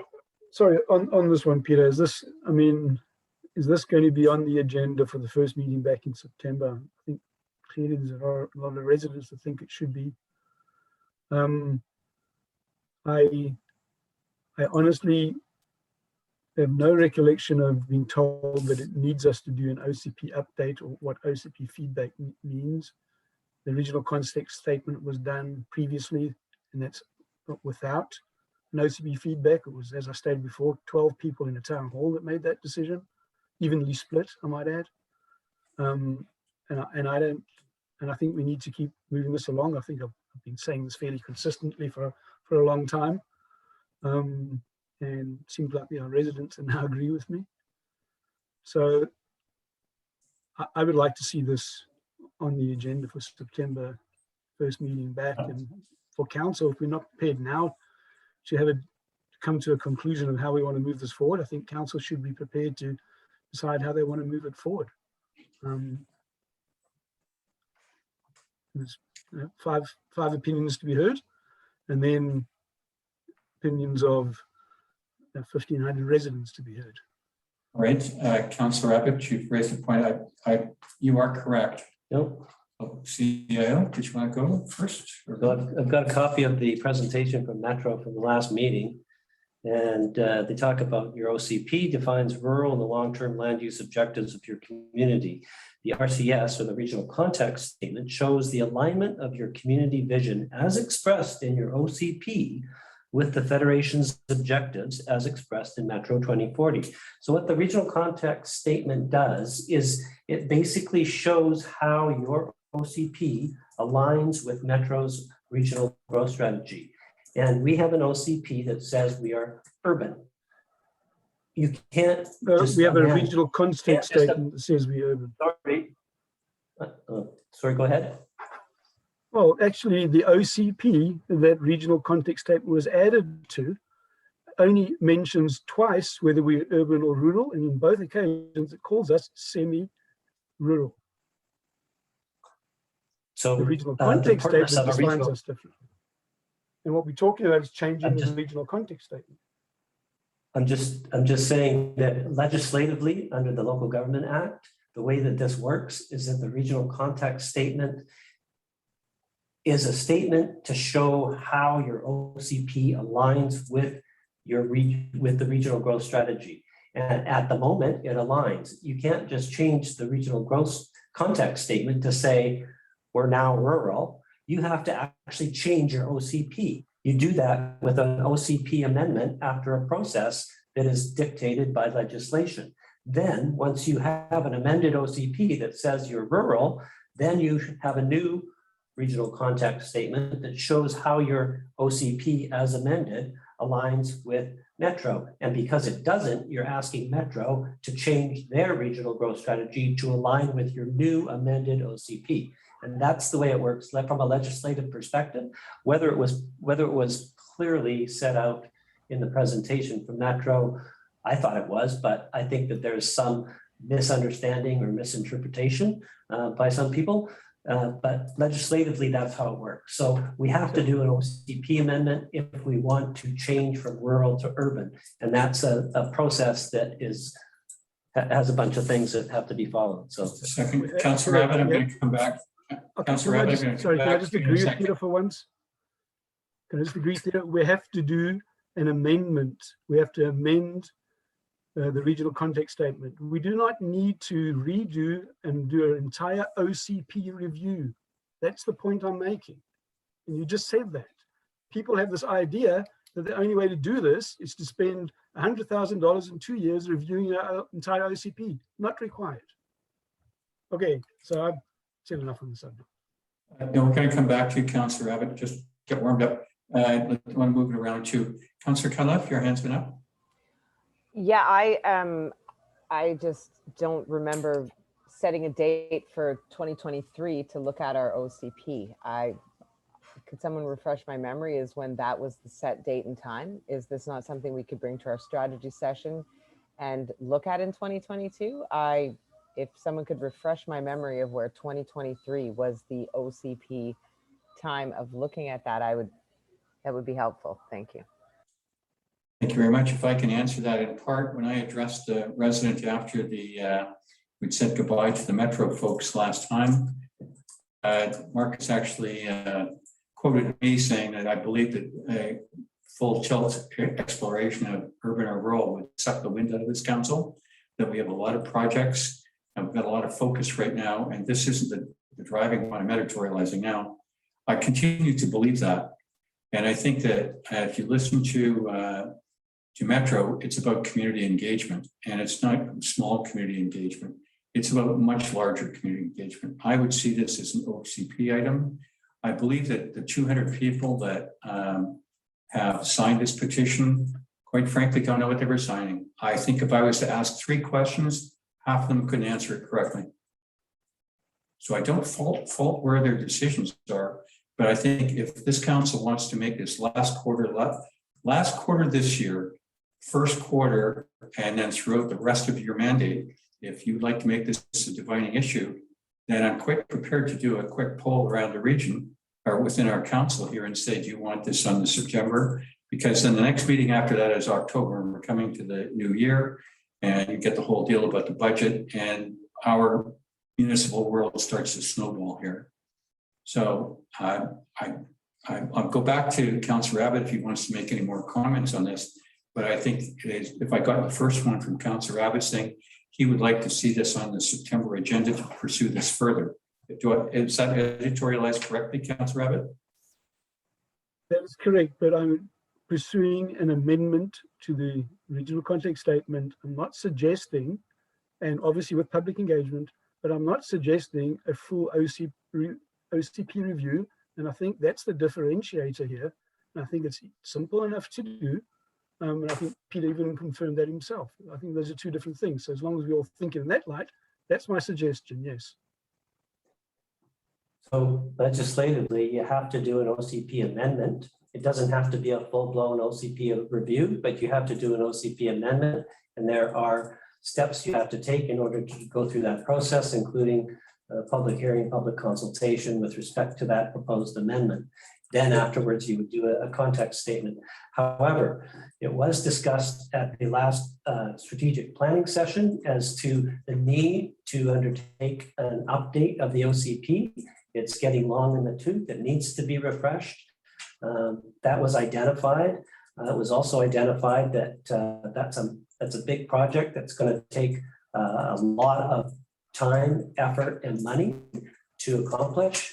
I know that some folks have differing views in terms of what kind of resources are required in order to undertake that process. But that in and of itself is probably a fairly involved and lengthy discussion that we can't really get into now. But there's a lot of meat and potatoes behind this that is not something, with all due respect, that can be addressed through a simple amendment brought through a motion to the next meeting and then quickly passed by the end of the year. It's just, it's not something that's feasible to do. And I guess that's probably all I can say. To my colleagues, I don't want to go on with this, but quite frankly, the year's moving quickly. We're at the end of July now. We're back September. The meeting after that's the first week of October. Our strategy session is the first week of December. I think that's the time to plot where we want to go with this. It's the logical one to weigh it for our objectives for the final 9 months of the year. And my recommendation is that I don't consider it, as Mr. Reuter called it, kicking the can down the road. I think we're dealing with it appropriately. This is a 12-year program. Nothing's happening right now. The acceleration of this it confuses me tremendously. So with that, I'm prepared to poll the council. So, sorry, can I just make one other comment? Certainly. With respect to the petition, I would note that the petition was driven by those who wish to burn when they want to burn. And I would remind everyone that as things stand now, nobody can burn, whether you're inside or outside the UCB between May 15th and September 15th. So getting out of the UCB is not going to enable people to burn in June. If they think it is, they're mistaken. And I think that that is in and of itself a good place to start, because I think that that is a misconception that a lot of people have, that we're simply not able to do what we want to do because we're part of the UCB. Well, that's not quite correct. It's because we're part of a Metro Vancouver Regional District that has jurisdiction over the air quality throughout the region. And they have that jurisdiction handed down by the province. And they have a service which covers that. And it talks about a lot of different aspects of the service. So it's not that simple. And getting out of the UCB is not going to get people where they think that it's going to get them. I think a lot of people have a misconception about that. Thank you very much, No doubt CAO. there's some of those 200 odd people thought what you're saying. No doubt some are, but read the petition. It's not what it says. And I think you discredit them. And if you listen to what Marcus Reuter's been saying when he comes and presents, he's not talking about being able to burn his stove in June. He's talking about, listen to what he's saying. He's talking about the urban containment boundary. They say it's for more than one reason. That's what the petition says.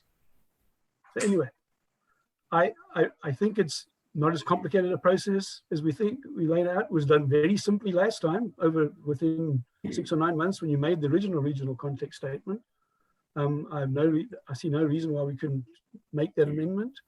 And I don't think we should just move it off to the next council and make it part of the Okay, that's your view, Councillor Abbott. And I'm going to hold your thought. I've got 2 other councillors on. I'll go Councillor Bain, Councillor Cunliffe, Councillor Barmayer, if you would like to say something. I'll conclude, and I'm going to take a poll of the council members to assist in deciding the, thank you, Councillor Barmayer, to assist in the September agenda. Councillor Bain? Yeah, I think CAO is correct in that there was a bit of a misconception when the survey started. But it's pivoted and it's shone a light in another area where we have two issues where we may have thought there was one, misguidedly thought there was one. And I think the more a lot of us have looked into this, the more we feel very strongly on both issues, that we've got no business being in the urban containment boundary. And I agree with Neville on this, that it doesn't need to be so complicated to do this. We don't have to do a whole redo of the OCP. What we've got to do in our little town, our little government, is cut the red tape and get down and keep it simple. And if we can't do that, we need to work at it harder to become more simple on doing it. This needs an amendment on the OCP. Let's do it. It needs the regional concept statement. Let's do it. Let's get the ball rolling so that we've given the next council something to work with rather than just tying it up in red tape. That's what I got to say for tonight. Thank you very much, Councillor Bain. Councillor Cunliffe?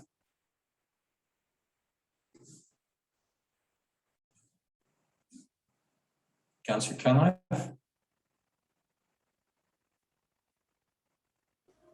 Sorry, I would like to echo Councillor Bain and Councillor Abbott's sentiments in both. I don't want to discredit our residents and think that they are not well informed and that they haphazardly signed a petition about one thing. I think there's a lot more in-depth thought and critical thought that goes on with the residents of Lions Bay, and this is not a one-issue scenario. So I do think we need to revisit the urban containment boundary.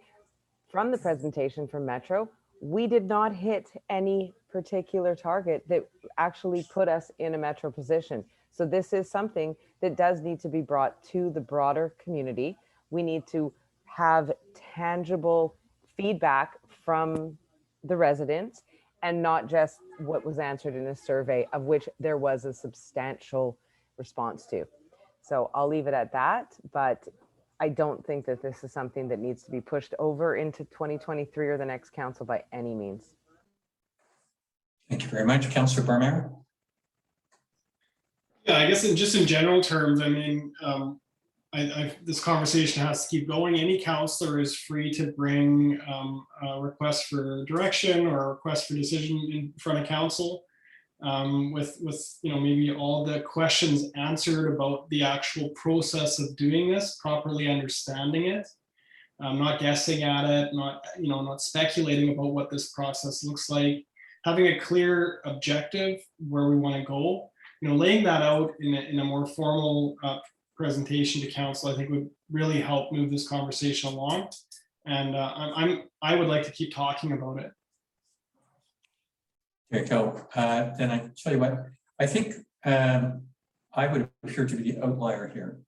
So I'll acknowledge that my preference is that we bring this back to our strategy session and decide what we're going to do, what resources we're going to allocate to it, versus kind of mosey along here in a direction that clearly does not want to be led by staff.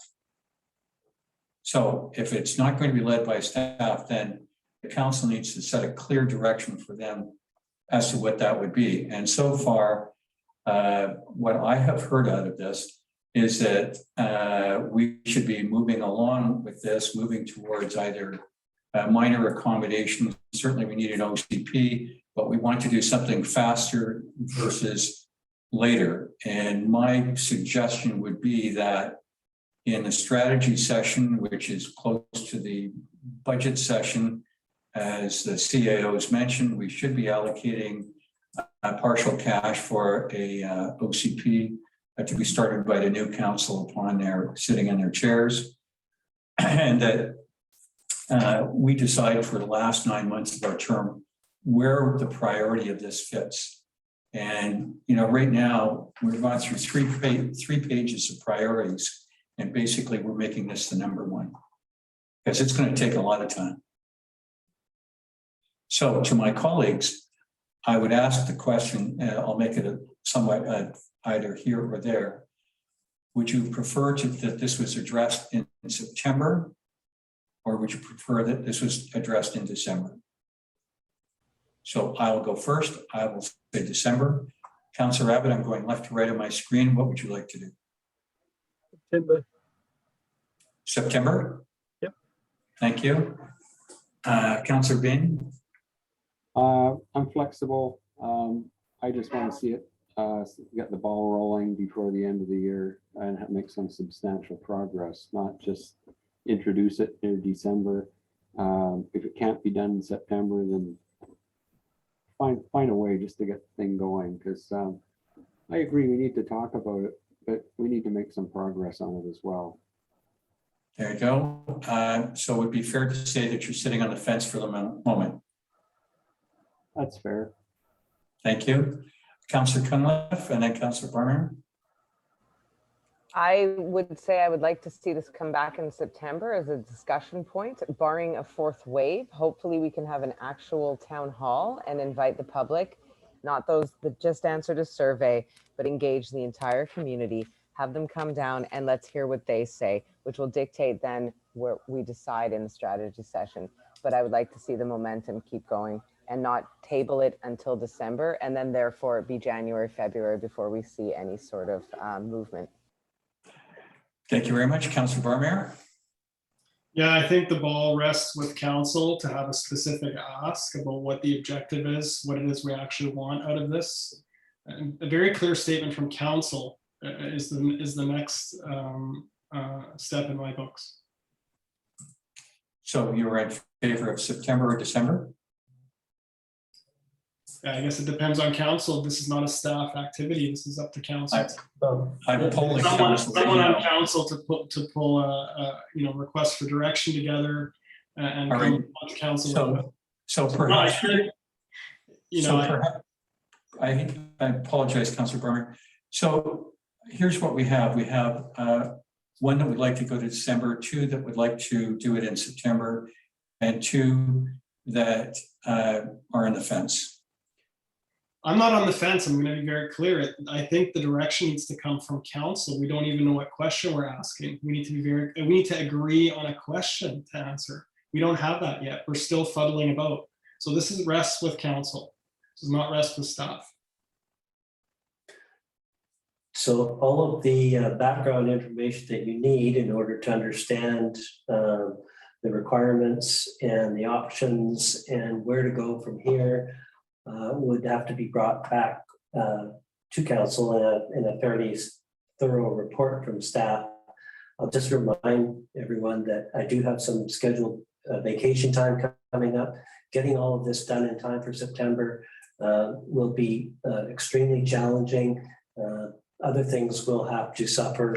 So if you want to park the CACs and the DPAs, then that's your choice, but I can't do everything. So it's a question of priorities. Thank you very much, which is pretty much where I had been at the last meeting and where I am now. We are on a path here that we chose, and we're going and using our resources to go in a modestly different direction here. So I would go that, given what the CAO has told us, so that we aren't frustrated, at the earliest would be the first meeting in October. CAO, with that. Well, my suggestion would be that we council. I mean, I can try to bring something in the way of a background report that talks about the requirements, legislative requirements, and some of the background information that is pertinent for council to consider, but not with a view of council deciding in October. I think that would probably be best done, pushed to November, or a thorough vetting at the council strategy committee meeting as to what's the best way to go about doing things. But I think it's a one step at a time proposition. And I think you just don't have enough information at this point in time to be pushing this too aggressively. I think that all of you have recognized that regardless of whether it's simply a one-off OCP consultation or a more thorough OCP consultation, it's a consultation. And it's not just, you don't want to be, in my humble opinion, in the position of making a decision on something this monumental based upon a petition that was focused in a particular area, I would suggest, and that the consultation needs to be with the broader community with a firm understanding of what the questions are, what the issues are, what the ramifications are, what the consequences are, and so that everybody understands what it is that's being discussed. And if you arrive after that at a consensus, then that's the ideal situation. And then you go with the consensus opinion that you formulate, and you make your decision, and then you push through all the legislative requirements, push it over to Metro. And there you go. Thank you very much. So can I just Councilor Conlon? yes, what I'm suggesting is that we do not sit on this until December and bring it up, that we revisit this in September. And if that is the start point for putting a town hall together to hear from the broader community, because again, I do not want to do a disservice to the residents and assume that they answered a petition based upon one question, because I do not believe that that is the majority of our residents. I think that the majority of our residents are very well informed, and it wasn't just a, do I want to burn my fireplace in January or July kind of question. So I would just like to see the conversation keep moving forward, not get put on some sort of shelf and then not revisited until December and then January, February. I don't think that there's a lot of staff resources that is going to be ate up by just bringing this back to the table in September and looking at a date, perhaps in October, maybe the first week of November, to book a town hall to hear from our residents and engage in public consultation, which was the recommendation of Metro. That is my suggestion. That is what I would like to see. Thank you very much, Councillor. Councillor Bain. I have to say, Councillor Cunliffe has pushed me over onto her side of the fence. I agree with what she's saying there, that we need to get the initiative started, even if we have to take some small steps first to find our direction. I don't want to see a whole pile of research going in that's heavily weighted against the public will. I don't want to go into a meeting where we're trying to convince the public that they don't know what they're talking about or what they want. I don't want to intimidate them. I want to hear the general public's honest opinion of where they want us to go. And I think that's the key point. It's got to keep it simple. We don't need to do a whole big blown OCP. We're just looking at an aspect of it that could be dealt with in a much quicker time than seems to be implied. Okay, thank you, Councillor Bain. So CAO, back to you as to what was offered here. For September, did I hear it correct that you offered to recycle the strategy session information in September? Or was that for October? I think what I said was that I can't do all of the things that are on my plate for September. So Okay, take your pick. thank you very much. That's pretty clear. So to my colleagues, would October be fine with everybody?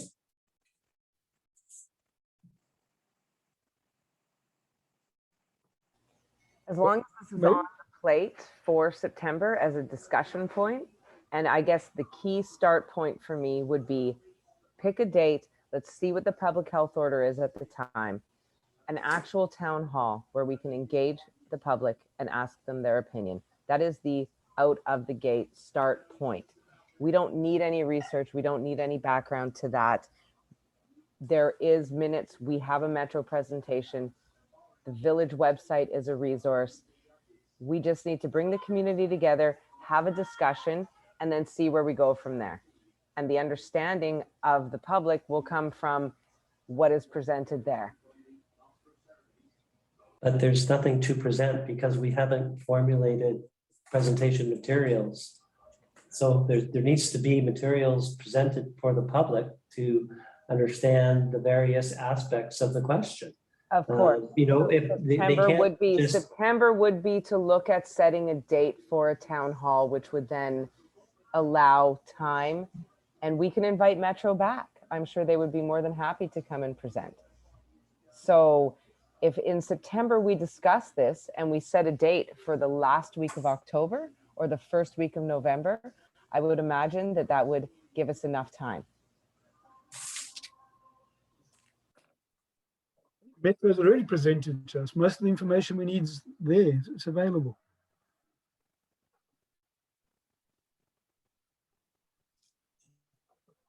I'm very cautious here. If you go ill-prepared to, without a message and information to a crowded gym, of which 200 people have already said no, what do you think you're going to expect out of that answer?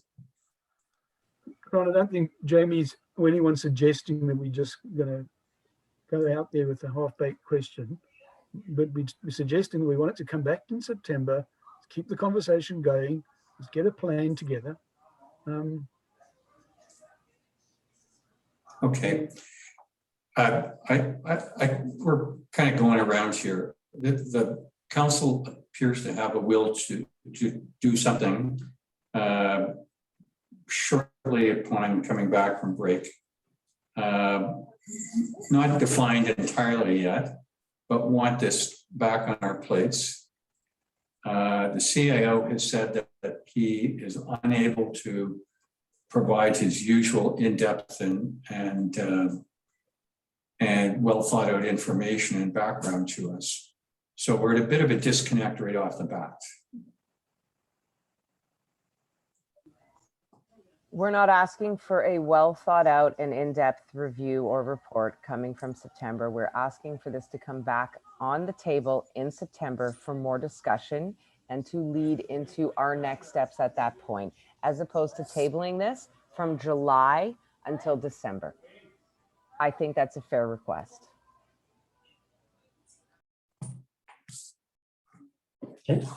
Okay, so noted, and we'll move on. Thank you, everybody. CAO, let's close these last two items. The next one is water and infrastructure communications. There was a report that went to the infrastructure committee meeting in April. The note was to revisit it in the fall. I think there's some behind the scenes processes that need to happen in terms of bringing that forward in the fall in whatever manner that may end up being. I think that's a to be determined perhaps at the next September meeting, what the next steps might be and or what committee meeting that might go to. Thank you.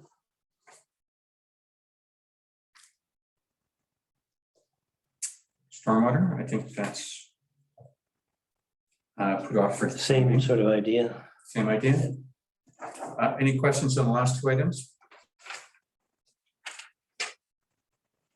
There being none, call a motion to receive the report. Sorry, Ron, I was trying to unmute. I didn't get there fast enough. On the last two items, the first discussion is going to be about the infrastructure committee and what it looks like, right? I mean, the committee is not currently, well, I wouldn't say it's not functional, but it doesn't have a full contingent of people on it. And there's been a talk about restructuring it. So we're going to do that first. It was my understanding, but I don't know what everyone else was thinking. Normal, Fred. I think that was what the intention was to have those discussions in September as to next steps with respect to the committee and then take it from there. Okay. Thank you. Any other questions? There being none, call a motion. All those in favor of receiving the report, please confirm by saying yes. Yes. Yes. Yes. Thank you. Next item is the supporting community activities and events. And this is that council provide direction to staff with respect to the issues outlined in this report. So why don't we hand this to CAO?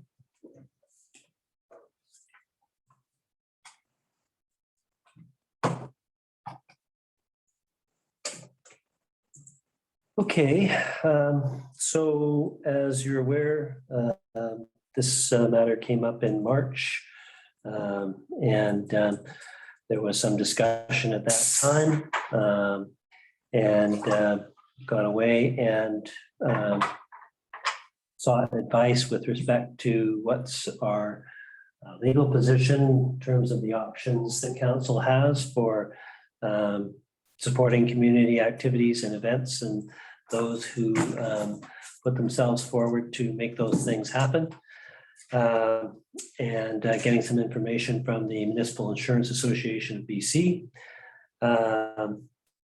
And the report identifies some of the key items that came out of that investigation, including the fairly detailed legal opinion in terms of the inability of the municipality to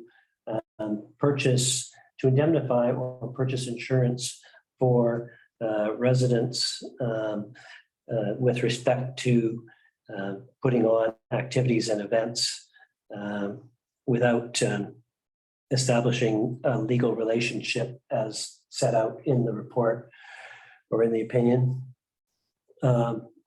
There is a presentation that is also part of the agenda, and I'll go to that now.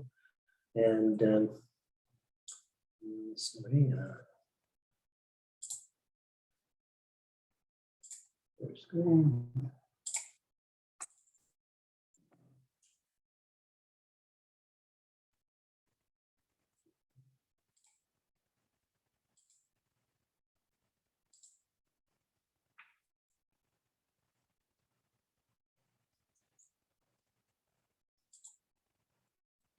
Okay. So the question really is about supporting community activities and events in Lions Bay and how that can be accomplished, what the options are to do so. And so determination of risk and the options to mitigate that risk are within council's purview to direct staff to mitigate the risks to the extent possible and to ensure against risks where necessary so that the interests of all residents and taxpayers are protected. We have established minimum insurance requirements for the use of municipal facilities. That is something that is within the purview of the municipality to determine. As the legal opinion pointed out, we need to distinguish between persons who are delivering municipally established services and those who are delivering community services for like-minded residents. We cannot indemnify or purchase insurance on behalf of the second group of persons without establishing a relationship in law. And the details of that are set out quite clearly in the legal opinion. Examples are provided. And I think it clearly establishes where the lines are drawn and where council doesn't want to be offside of the Financial Institutions Act. In order to run activities and events with volunteers as they are legally defined and would be covered by a village insurance, those programs would have to be established as part of a service established by the village. An example would be like a village recreation and culture service with defined roles and responsibilities and supervision of such persons and activities so that they would be covered as volunteers under our insurance policy. So the requirements to do that include things like design and creation of the program, including frequency and activities, ensuring compliance with regulatory requirements, contracting with instructors where applicable, maintaining communications with them and with the community organizer volunteer, who presumably would also still maintain a hand in things, establishing qualifications and fees for participation and incorporating the fees and fees bylaw, advertising the program to the public, registering participants, collecting fees, operating the program at the front end, processing, accounting at the back end, coordinating program operation with resident volunteers, attending to criminal record checks if applicable, preparing the hall for the activity or event, ensuring cleanup afterwards, supervising the activity and event, and or the volunteers engaged to assist with it.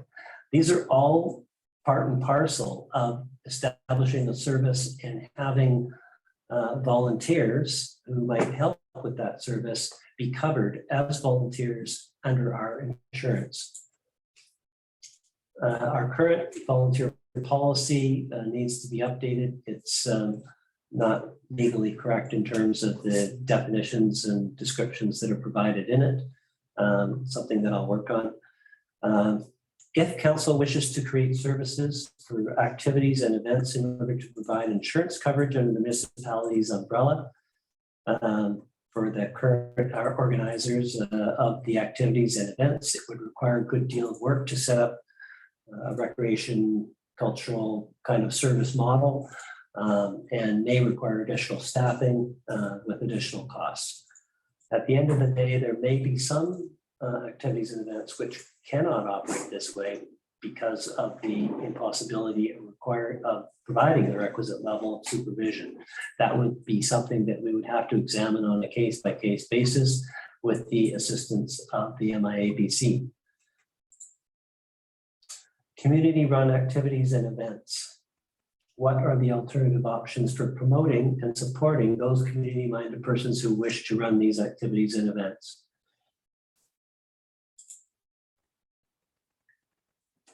So existing programs are a combination of for-profit and not-for-profit undertakings. For the most part, they're open for anyone to join or attend. Some might require membership. And as noted here, birthday parties and private rentals are the exception to this generalization. Fees charged by the organizers cover the hall rental, the insurance through the online portal, the equipment if applicable, instructor fees if applicable, advertising if applicable, profit if applicable, and a better sense of those current activities and events are provided in the attachment to the report. Sorry. Mouse is not working here. There it is. So the existing insurance model, under this model, all users of the hall are required to provide a minimum of $2 million liability insurance, or $5 million if the event includes alcohol. I think probably we can revisit the amount for the alcohol. We might be able to bring that down a little bit. That's something that we can explore further. Renters can utilize their own liability policy if they have one, and simply add the Village of Lions Bay as an additional insured. And an example of that is for Lions Bay Arts does that. Generally, users use the online portal, and the municipality is automatically named as an additional insured. We get an automatic email confirming the details and the confirmation or certificate of insurance. Renters can purchase a higher policy limit if they want, but the decision is up to them. And as pointed out in the legal opinion, the insurance must be purchased by them. The MIA-BC insurance matrix was used to assist with determining appropriate levels of minimum levels of service or insurance, sorry. And the full matrix is attached to the report in the agenda. This is a highlight of the risk levels that are identified for community programs and those identified for special events, licenses to occupy, that kind of thing. All of our activities and events, I would say, fall under the minimal category, which is why we end up with 2 million right down that first column of commercial general liability insurance.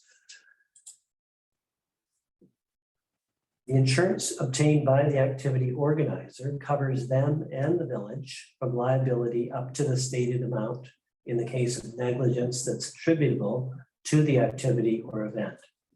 It does not cover participant to participant liability. I verified that with the insurance company. Only the person who purchases the policy.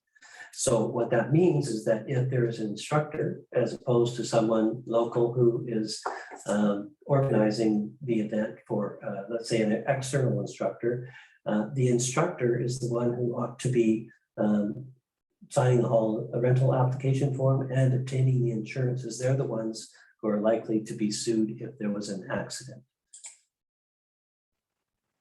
If there is an accident that occurs that's attributable to our own negligence, for example, there's a trip hazard that wasn't addressed, then our insurance would provide for defense and coverage for the village, but not for the organizer. Presumably, if it was solely as a result of the trip hazard, let's say, then they would not be contributory negligent and would not be on the hook. If they somehow contributed to the causation and were held liable, then they would need to rely on their own insurance purchased through the online insurance portal or via their own policy that they have brought and provided additional insured coverage to the village on. The online insurance portal provides organizers with coverage for their own peace of mind. It's inexpensive, easy to use, and has been working very well. There was the glitch with the parent and talk group due to something that happened when the coverage switched from one insurance company to another, but that was rectified by staff fairly quickly. The coverage that it provides enables the community groups to maintain freedom of control over their own programs, activities, and events. Service provider agreements. There are some services that we provide that have already been determined that should be village services, which include seniors activities like Tai Chi, meditation, dance from muse. And the seniors program arose about 5 years ago under a grant program, and it required us to set up a senior service. And that's why the seniors are, started off from early on. As soon as the service provider agreement program was available under MIA-BC, we latched onto it. It was also used pre-COVID for the external trips that the group would take outside the municipality. So it covered them for that as well. And so the other thing that we use it for is the events committee, which is not a committee of council, but just the name of the resident group, which organizes the events in Lions Bay, namely Canada Day, Polar Bear Swim, Halloween, trivia nights, talent nights, etc. And more recently, trail improvements and maintenance by the Trailblazers group. So these are supported by service provider agreements, or SPAs for short, with insurance coverage through a special product from our insurer, the Municipal Insurance Association of BC. What this does is it effectively makes the group an independent contractor, providing an insurance or providing a service for or on behalf of the municipality. It provides coverage under our umbrella up to 5 million. Our umbrella is 40 million or 25, one of the two. It counts against our user experience if a claim was to be made under a spa. And so our insurance rates would likely go up if such a claim were made under one of these. The cost of signing up for one or signing a group up for one is ranges from 250 to 1,000 per year.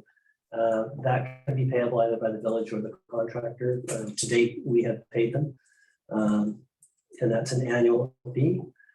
It's also subject to a $2,500 deductible, which has been to this point in time specified to be payable by the village.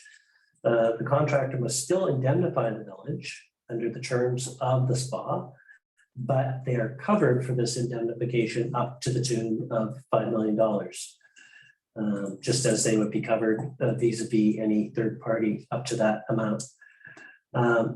Council could decide that other activities or events are worthy of being deemed municipal services. So any of the things that are listed there on that slide could be deemed by council to be services that the municipality wishes to deem to be municipal services and covered by a SPA. We would have to make application in each case after getting thorough details to the MIABC and to have them vet those applications, and they have to approve them as part of that process. There are also low-risk activities that council may determine are of such low risk that no insurance is required at all. So council could decide that parents and tots, music together, yoga, crafts, quilting, caroling, things like that, really provide no tangible risk of liability, and that there would be no minimum insurance required to be purchased by those persons for those activities. The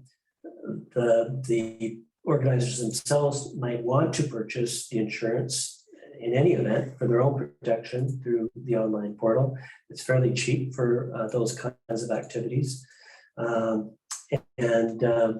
We could actually use our MIABC grant funds. We get a certain amount each year, $2,000, to do some risk assessments to help in that decision-making process. We might end up, if we went that route, with a short list of activities that remained that were not low risk, like volleyball or badminton, and which maybe council would decide would be covered off by service provider agreements with the MIABC. That's just another option. So at the end of the day, the options appear to be to continue with the existing insurance program, which works well. And council could determine that there's ways in which that program can be supplemented. For example, through inviting people to submit applications for municipal grants to help them cover the costs of running those programs. Could consider if any activities or events are of such low risk that they don't require insurance, but the organizer can opt in. Could consider if any of the existing activities or events should be supported through service provider agreements subject to MIABC approval. and whether such groups should have any part in bearing the premium costs or the deductible risks. And council could consider the creation of recreation and culture service or something similar, including some or all of the current activities and events that are listed in the staff report attachment. But note that this option would require significant additional work that's not currently within the work plan or within council's budget. And that is the presentation. Thank you very much, CAO. So we'll open it up for questions. Can you clear the screen for me, Carol? Thank you very much. Councillor Barmeyer, I'd like to start with you. Councillor Cunliffe, I'd like you to go second. Councillor Bain third. Councillor Abbott fourth, and I'll go fifth. Yeah, I just wanted to maybe more make a comment and just a statement of gratitude, Peter, for pulling together a really thorough and what feels like a neutral set of options for us to consider. I really appreciate that.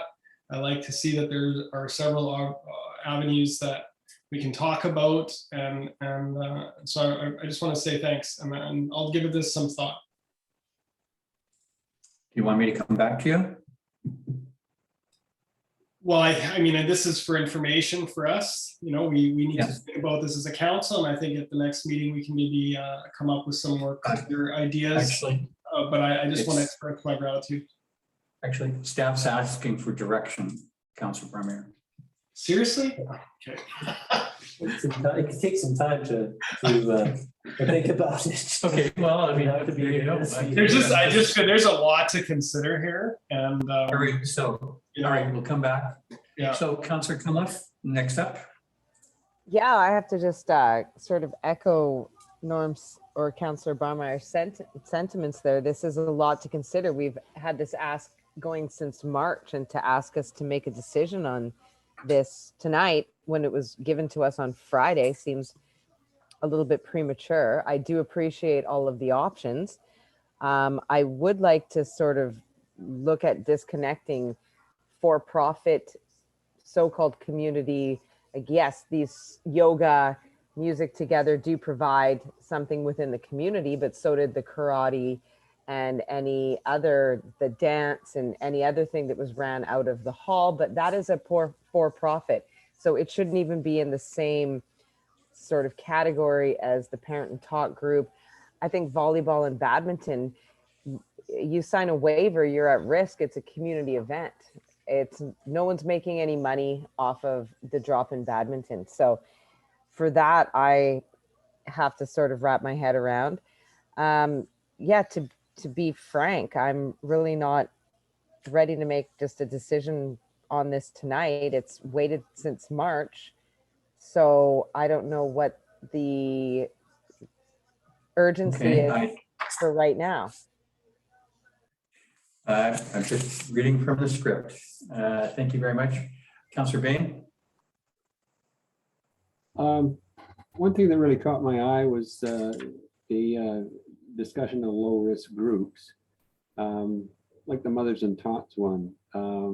It seems to me would fit into that, where the proponent who is moving ahead with this, what I understand, would not be required to cover her own insurance. Did I get that right? Or am I misunderstanding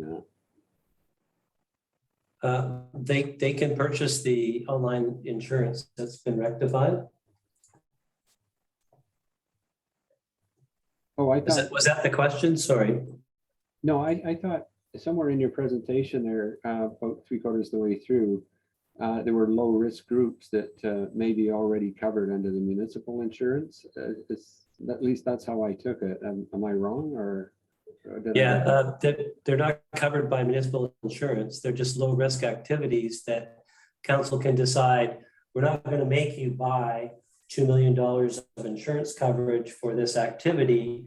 You can have the activity and not have to purchase any insurance. But doesn't mean that they're covered. It means that they're exposed. It's just that the question is the activity worthy of is it risky enough that a person ought to purchase insurance to cover themselves for it? That is a question that only the person hosting the activity can determine. We cannot purchase the insurance for them, and they're not covered under our insurance policy as it presently stands, because it's not presently a municipal service. Okay, so then if we deemed that they were providing a service to the municipality, could we get them under our insurance that way then in this? Or is I'm misreading So this? the option, the one hand with that group would be, you could say they don't have to buy insurance. They can purchase it if they want. That would be their decision. If anything happened, they would be exposed. Our insurance would only cover us for anything under which we would be contributorily negligent or solely negligent in the case of our facility having an issue.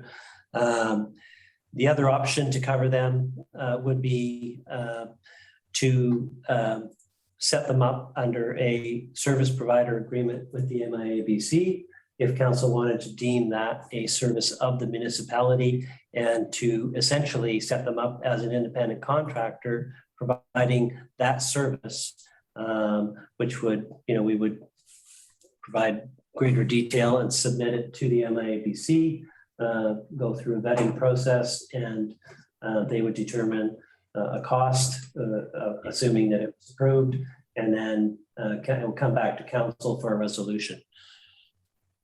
Oh, okay. And my last question is, I haven't had a chance to really go into the Lidstone report for various reasons, but sort of a quick summary of it.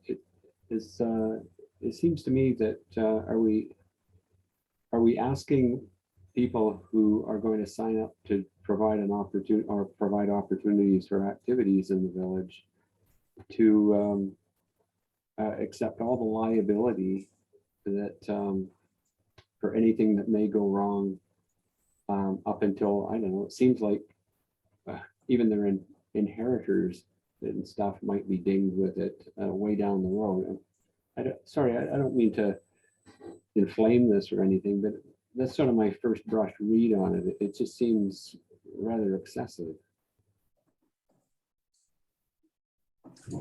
Well, there are legal restrictions on what council can and can't do, and those are laid out quite well in the legal opinion. I do urge you to go back and when you have an opportunity to read through that a couple of times, maybe. I know it's hard to pick up everything the first time you read through something that's got a lot of meat in it.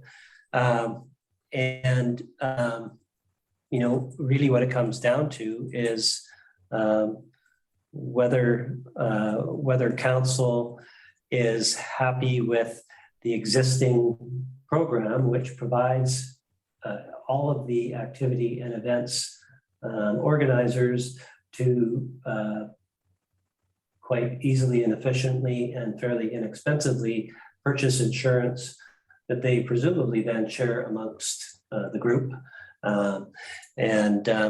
We're talking, I think, for example, for the parent and taught group, it was something like, I want to say $3.50 a week, maybe.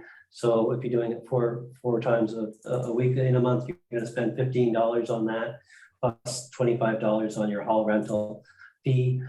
So you're at $40.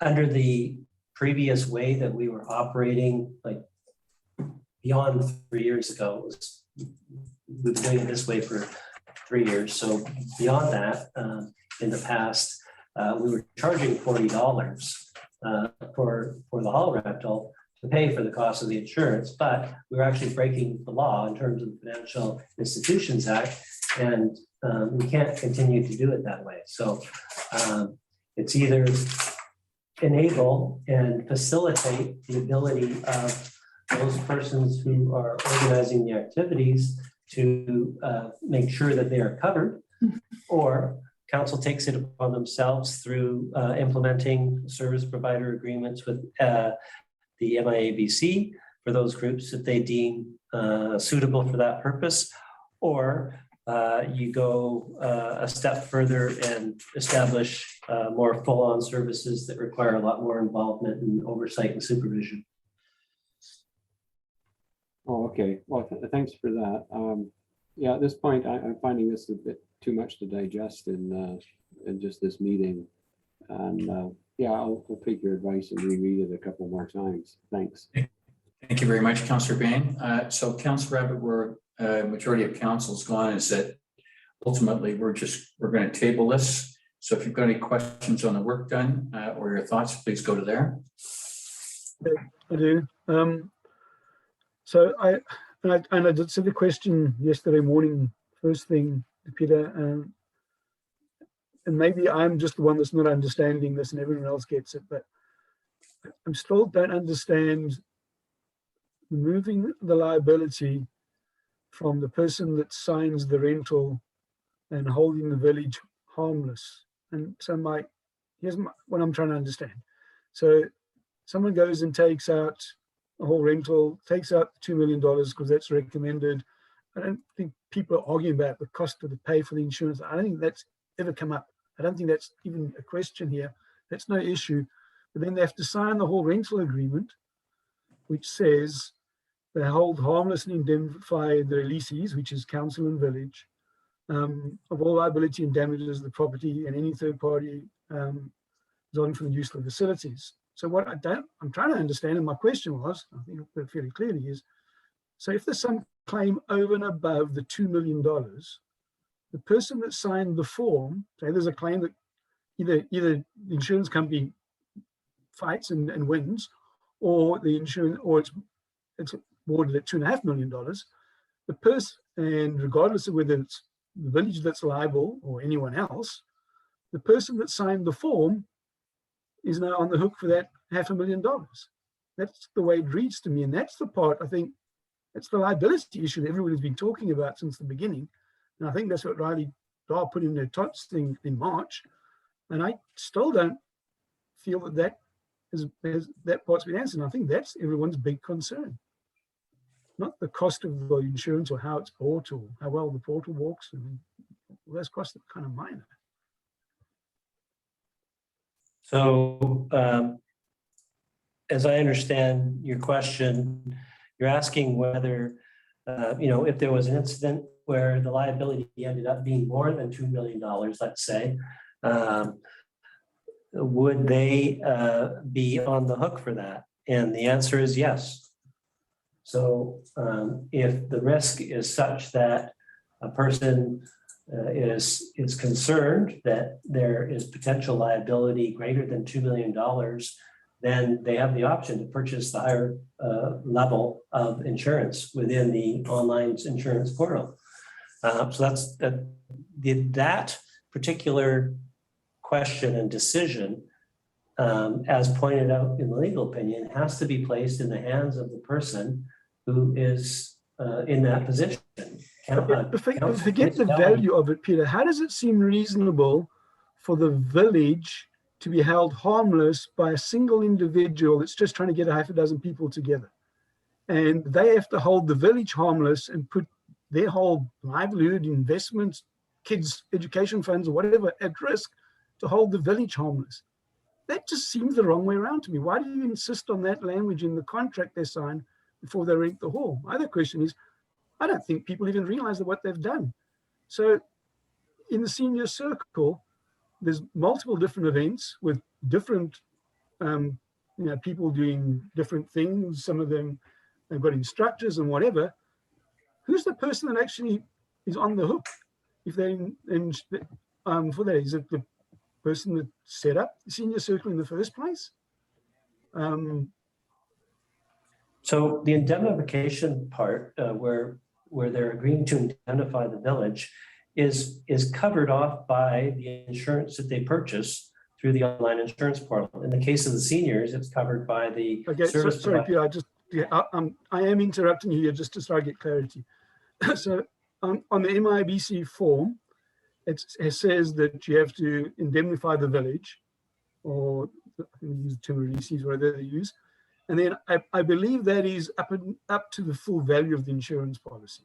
That's what you're saying. Then that's It's fine. up to the up to the 5 million, yes. Okay. On the So if there rental was- agreement, that you insist people sign, it doesn't mention anything about the insurance policy. It says we hold the person that signs it holds the village harmless regardless of the value of the policy. Why would the resident that's coordinating the event expect to hold the whole rest of the village harmless and indemnify them? Why would anyone sign that rental agreement? I mean, I know we've signed it, but never again. Yeah, the key second part of that is you wouldn't unless you were going to be covered somehow. And the way in which you're covered is through purchasing the insurance through the online portal, or if you're one of the groups that is covered by a service provider agreement under the MIABC, then that's how you're covered for that indemnification that you promised to give. And the wording on the rental contract is similar to the wording on other facility rental contracts anywhere you go. It's pretty standard wording that is provided through municipal lawyers for any municipality. And so that's just the way that system works in terms of protecting the interests of the taxpayers at large and providing a method by which those who want to rent facilities can cover their potential liability through the insurance products that are offered, which have evolved to the point of where we are now with the online insurance portal, or in the case of those services that are deemed to be municipal services through the service provider agreements. Yes, there are limits to the coverage of that indemnification. The 2 million under the insurance portal or the 5 million under the SPA. And yeah, I mean, it's difficult to fathom for most, if not all of these activities and events, liability exceeding those limits. But that again is something that the Financial Institutions Act of BC insists is a decision that has to be made by the person purchasing the insurance, not by someone else, such as the municipality. Thank you very much, CAO. Councillor Cunliffe? So if I could say that clearly we are nowhere near making a decision on this because nothing about this presentation sits right with me. We are exactly where we sat in March. Discerning what are municipally backed events, what are private. If someone wants to host a party, a wedding at the village hall with alcohol, well, then of course they need to go through and get the insurance that they need to get. When we are insisting that someone who wants to do a drop-in volleyball hold themselves personally responsible for up to $5 million or more if they choose to do so, there's something remiss here that we need to look at more deeply. And I am not able to even consider a decision on this right now. It's, I don't feel we're any further than we were in March. Thank you very much. So, sorry, if I would suggest, Councillor Cunliffe, that for a group like volleyball or badminton for that matter, that the way in which you would want to try to support the people who provide that kind of activity would be to establish that service as a municipal service with a service provider agreement. And then the other ones. To interject, Peter, I would agree with that. But now that we have them grouped in this report along with yoga and music together, we're not there because those are not the same thing. You don't have to have a one size fits all. That there are different ways in which you can address the risks and liabilities that are associated with each activity and event. You don't have to say it's all going to be this way or it's all going to be that way. You can pick and choose. So you can craft a solution that addresses council's view of which groups ought to be covered under service provider agreements, which groups ought to have to purchase their own insurance through the online portal, which groups might not need insurance at all. You can play with all of that and determine what works best for Lions Bay.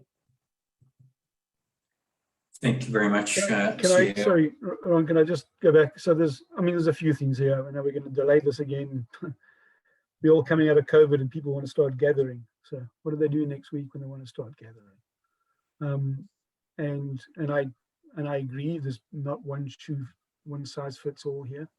And we need to look at the sort of groups. There's actually only 5 groups, if I look down this list that's on page 73, that are open to all, have absolutely zero profit being made or any opportunity to make profit. They're completely non-profit. And I guess if the answer is that they, like other groups, should just apply for a grant so they get included in the service in an SPA agreement, then maybe that's the simplest solution for them.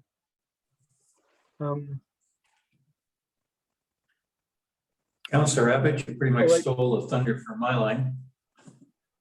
Yeah, I think we're there. Councillor Abbott, volleyball, badminton, craft day, and caroling. Caroling can be part of the events committee, and that one gets rolled up. You're actually down to 4.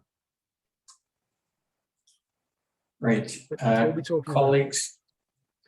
I think the overwhelming view is that great appreciation to the CAO for its extensive work on this for the 3rd time. Unfortunately, he's outdone himself, and we need to think about it some more. And unless there's any disagreement, we're going to ask that this comes back for us to consider. So we'll table it until September, and we'll have some summer reading over August. And please don't hesitate to fire questions my way as you think of things. I'm happy to try to answer as best I can or look into something if I don't know the answer. Appreciate that, Peter. Thank you. I would strongly. Ron, trying to get a little bit of progress. Can I just explore council's feeling on what I just suggested? There's actually 4 groups that are going to want to start using the hall that are guaranteed 100% not for profit. And I just listed them: playgroup, volleyball, badminton, and craft day. Could we not get an agreement that those could move forward with getting an SPA? If not, I mean, maybe they should all come apply for grants next year and get covered that way. But that's what we're talking about. Those 4 groups. There's a lot of pages and pages of information here. But now we'll just park that for a second. CAO, can we do a splinter thing for 4? Yeah, I mean, it would be a case of, if council directed staff to look into any number of groups that you want to look into for setting up a service provider agreement, we would gather the necessary information, have the discussion with MIABC, and come back with the information that you require at the next meeting. Councillor Abbott, will you put that forward? Well, should I list them again? Pardon? Should I list the ones that I believe are the Yes, please do. Play group. I'm just going on page 73 from the top. Play group, volleyball, jump down to badminton, craft day. By the way, there's 2 craft day and quilt day. It's the same thing. They're all one. You might just have filled the format differently ones. That's the same group. And then there's the caroling, which I think caroling could probably just be rolled into an events committee event, because why would it be any different? So that's why I say 4. I would suggest that caroling probably is of such low risk that it wouldn't need insurance at all. If anything happened, I would think it was probably because of somebody stepped in a ditch and walked down there. Something in the municipality, in the facility was someone's driveway. Yeah, but it still Peter, but it still leaves the person that's signing the rental agreement at some sort of risk, doesn't it? Yeah, I mean, something like that I'm not sure exactly what's involved with that activity or event. And it may be that we could look at whether or not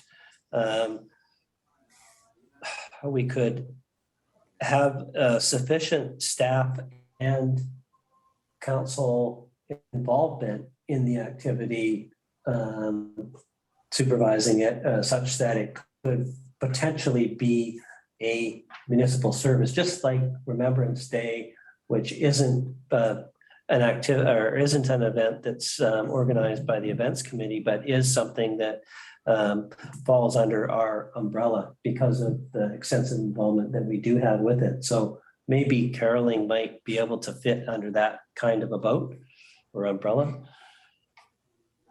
Okay, so either way, I'm suggesting 4. Okay, So that was playgroup, volleyball, badminton, and craft day. And then look into how caroling could be covered off. Sure. good. Sorry. That's, Was that a resolution that council directs staff to explore options for, Service provider agreements for those 4 activities and look into number 5. and look into options for caroling. Great, thank you. Councillor Abbott's put that forward. I'll do a second. Any discussion? All those, a motion, all those in favor, please confirm by saying yes. Yes. Aye. Good step in the right direction. Thank you, everybody. Thank you. All right, next item is 10A9, which is the Lions Bay Avenue connector, which I have it as an on-table item. And it's a request for decision. And I'll put forward the motion that the 2021 Major Road Network Bike and Walking Upgrade Program, which initials for BICCS and WITT allocated agreements for Lions Bay Avenue Connector project be approved. 2, that the mayor and the CAO be authorized to execute the agreements. And 3, that staff proceed with preliminary plans and public consultations for the Lions Bay Avenue Connector project. Can I have a seconder, please?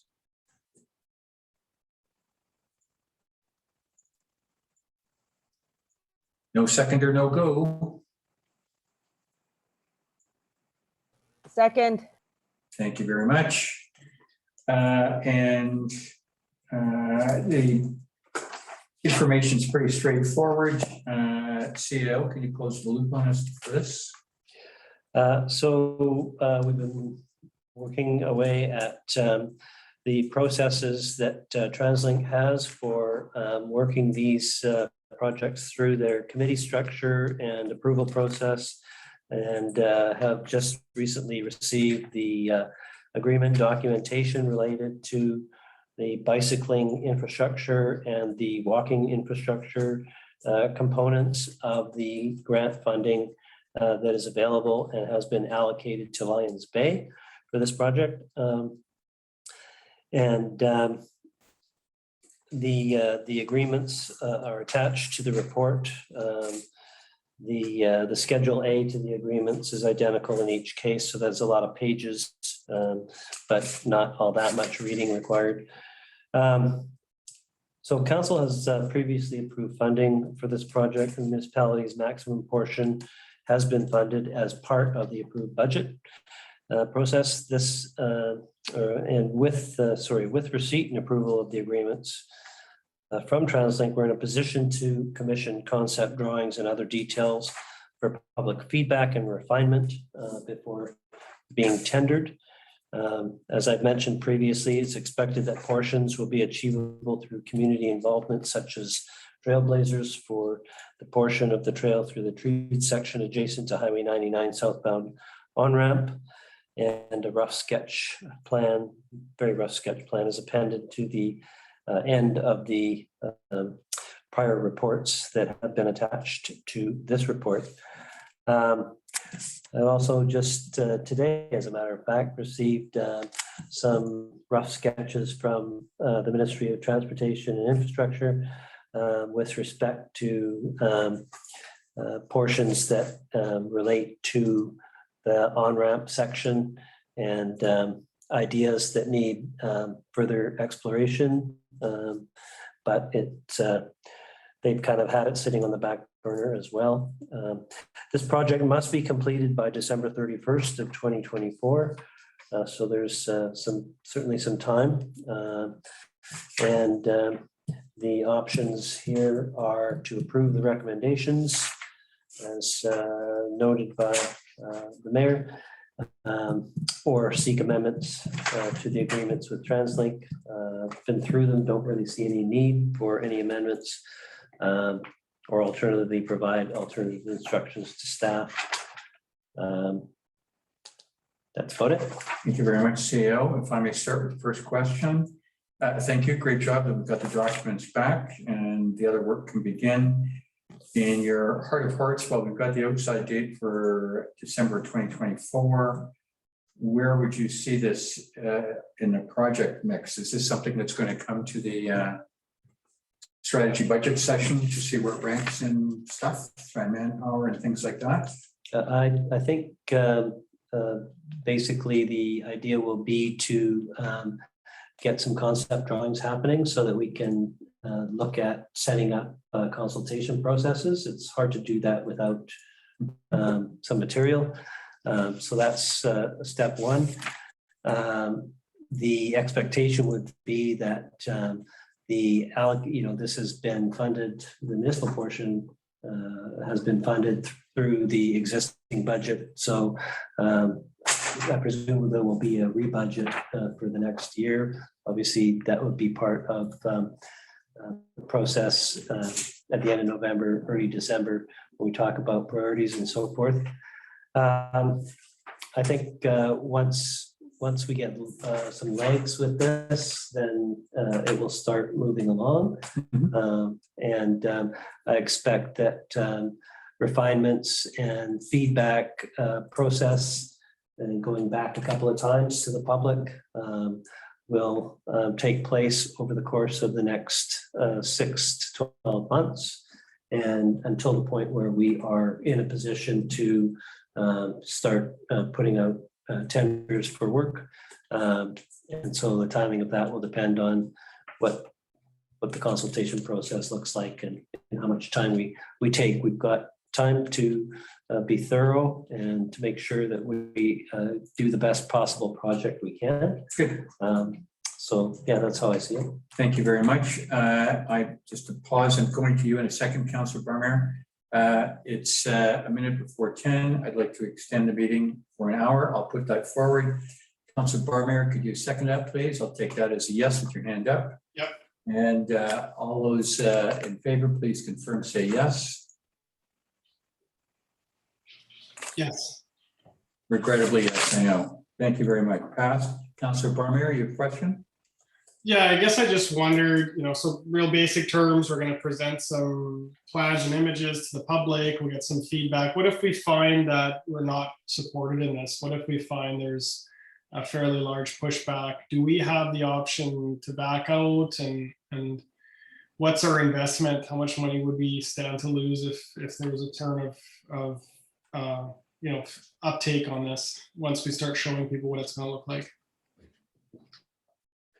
Well, I have thought about that. I think that realistically, that scenario would be limited to portions of the project down Lions Bay Avenue, as opposed to portions of the project related to the bus shelter infrastructure at the parking ride and the improvements to the trail connections along the on-ramp and the connection through the tree portion down to Southview, to the intersection of Southview and Lions Bay Avenue. That's sort of the upper half, and I can't reasonably fathom feedback that would be such that council would want to make a U-turn on that portion of the project. If there was substantial negative feedback with respect to the balance, the lower portion of the project, such that council wanted to explore options, then I think that would have to be a conversation with TransLink with respect to an amendment of the project and what the dollars look like and whether, what would they be willing to do? Or what would that look like? So it's a bit of an unknown. Hopefully we don't get there, but I think that that's the extent to which that potential negative possibility would be limited. Thanks, Thank you Peter. very much. Yeah. Councillors, any questions? Sorry, Peter, could you just be a little more clear on that? I was listening, but I'm not quite sure how you ended that. So you saying that potentially TransLink would pull the plug on the entire thing at that point? That's an option, or would it be committed to do a part of the project? I wasn't really sure what, because you seem to separate the project into two pieces. I would hope and expect that we'd be able to have a constructive conversation with TransLink in the event of a worst case scenario, so that it's not a throw the baby out with the bathwater, pull the plug kind of scenario. And obviously I'm hopeful that we never get to that point at all, but I do think that that there is potential to segregate the project if need be. But I don't know. I have not explored that with them at all. But it's. I mean, this is the project that they've approved, and whether they would agree to an amendment of it a year into it, I don't know. I imagine that would be a fairly involved conversation. Thank you very much. Any other questions, councillors?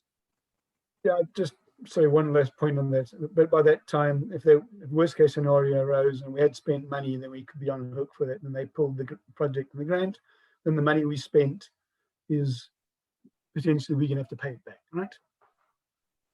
Yeah, in terms of any drawings and other materials that have been commissioned, any surveys, but a lot of the upper half work would be, we have some plans, highway plans from Modi that we can use, and other ways in which we can keep the costs down. So, but yes, there would be presumably some costs that we would be invested in, which we would be on the hook for if they pulled the plug entirely and said, sorry, this isn't the project that we agreed to and you don't get anything. At that point, council would have to determine whether or not you wanted to proceed with any aspects of the upper portion, if that was what we were looking at, and determine what your options were at that point in time. Thank you very So much. I'm sitting here and thinking, to my mind, maybe we should get better sort of reassurance on the public will for this project if we are in doubt before we start spending any money. That's kind of where my mind's going as we talk through this. Okay. Thank you for your point of view, councillor. Any other questions? I'm going to call a motion in a minute. Just my comment to that would be it's difficult to have that conversation and consultation without investing in some materials, because you need to have some materials to on which you're asking feedback. So There you go. Thank you. Call a motion. All those in favor of the motion as put forward, please confirm by saying yes. Those opposed, no, please. No. Yes. Councillor Abbott is a no. Councillor Cunliffe is a yes. Councillor Bain? I'd be a no still. No. Councillor Barmere? Yeah, if we still have the option to, we'll go back. I think we should keep moving and provide some information for the public to weigh in on. Thank you very much. It's unfortunate I have the deciding vote. I appreciate both sides of this argument. I am a yes. I look forward to the public consultation. Thank you very much. We've already extended. Okay. Beat you. Sorry. Thank you very much, everybody, on that one. Next piece is 10B. And this is the part of the evening where we should zip through pretty quickly. I've got two things, and this is an issue for staff. And the first one, first and second, is the E. coli outbreak at Brunswick 10 days or so ago. And the second one, and I was unsure of the facts on this, but if I'm off base, you'll get the scenario that I'm thinking of. That there was a fire, wildfire, an event, something up there on Unnecessary Mountain. And it came to, both of these came to me through email, largely the first one on concerned residents. Why didn't they get better information? Because all they got was some signs that they heard in hearsay. And the second one, I think by the time I asked the CAO, the fire had been snuffed out or wasn't on the wildfire and stuff. So I guess my question here on staff is that, and my staff, and I hope you concur, is that if there's something like an E. coli breakout, this is a pretty meaningful thing. And I believe council would like that word out as quickly as possible on the village update.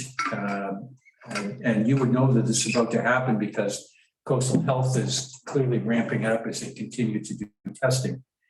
On the second one, which is the fire piece, I'm not sure what to do here. Some residents scan the wildfire website. I don't, and I presume staff doesn't either. But if there was something there, I'd much rather that we again put it out on the village update versus having residents worry or don't think we were thinking about it. I'll offer the CAO to comment back on those two. Yeah, so with the water quality testing that we do at beach parks, we do that under the purview of Vancouver Coastal Health. They determine what steps are required. They tell us what we need to do. They don't necessarily take a one-off and say, oh, it's exceeding these levels, so therefore you got to post beach closed signage. They look at retesting and looking at averages. They've got a certain methodology that they use, which is, I believe, set out on our website. And so we follow the direction that they provide. And they do not advocate putting out signage until such time as they tell us to put out the signage. And so we follow their advice and do as they say. Don't know at this point what caused it. There's a few theories and conjecture about things like the heat dome and a lot of the sea life that seemed to have been affected, but nothing has been confirmed to my knowledge. And then with respect to wildfires and incidents, the fire chief is regularly in contact with me about certain things that he comes across or becomes aware of. And yes, I do follow the wildfire website and the map, check it daily. I also get situation reports from Emergency Management BC on a daily basis. First thing I do when I see those is check the map that they attach, see if there's anything new in the vicinity. On a couple of occasions, there has been things pop up around Squamish, and I make sure that the fire chief is aware, and we both keep an eye on that kind of activity. To date, fortunately, nothing has really taken off or amounted to anything and has been quickly snuffed out in the case of a fire at the wood fiber site on the west side of Howe Sound. And then there was something in the upper Pit Valley on the other side of the mountain range, on the other side of Squamish. But yeah, we keep a close eye on it and we stay in contact on a regular basis. Thank you very much. Council, any questions on these? Otherwise, I'll move on to the next one.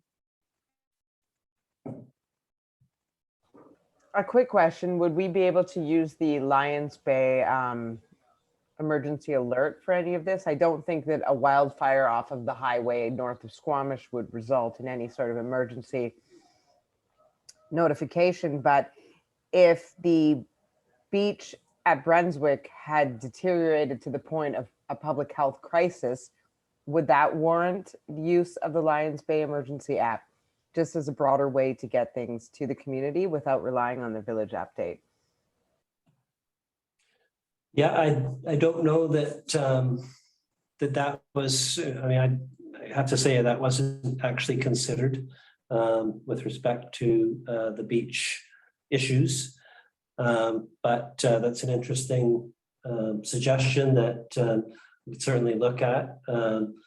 We do have some parameters around what it's used for, but I don't want to speak off the cuff. I'd rather go back and revisit that and have a closer look at whether that is something that could be considered for future such events.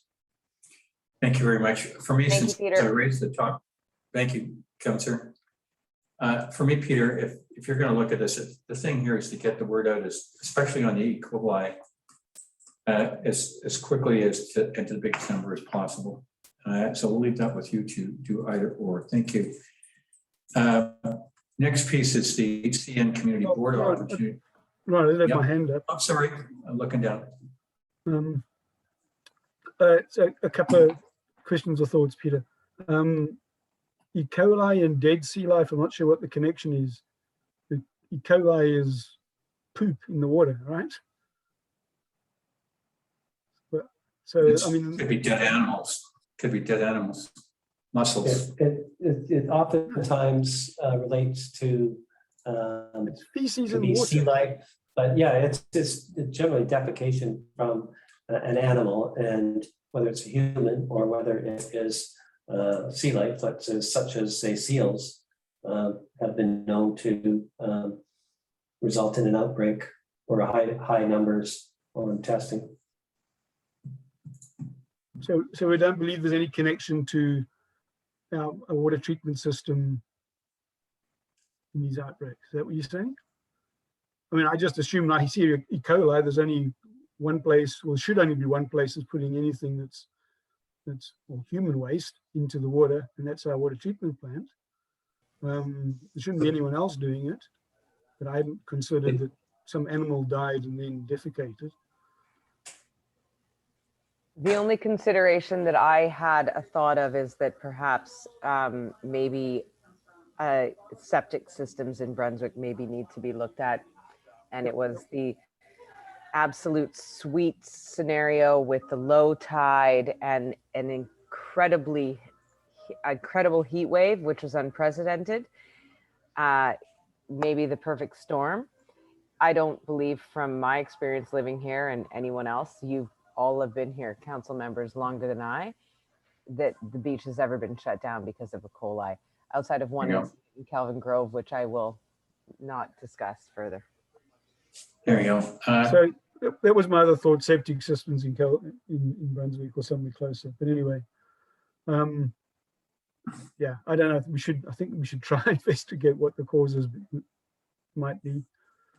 Thank you very much. And then on the fire one, Peter, doesn't the deputy emergency planning coordinator monitor those websites? I think that was in his report, wasn't it? Does he have a function in monitoring those and raising the alert? I'm sorry, I missed the question. I thought in the report we got earlier about emergency planning that the DEPC mentioned monitoring websites for these fire alert issues. Is that not part of it, one of his functions? Not necessarily. Okay. He's not a full-time DEPC, and it's something that I am interested to know and want to know on a daily basis. It doesn't take much time to check, and I get the emails, so it's just part of my routine. And I am the EPC. Right, so there's no risk of it falling through the cracks and us not noticing.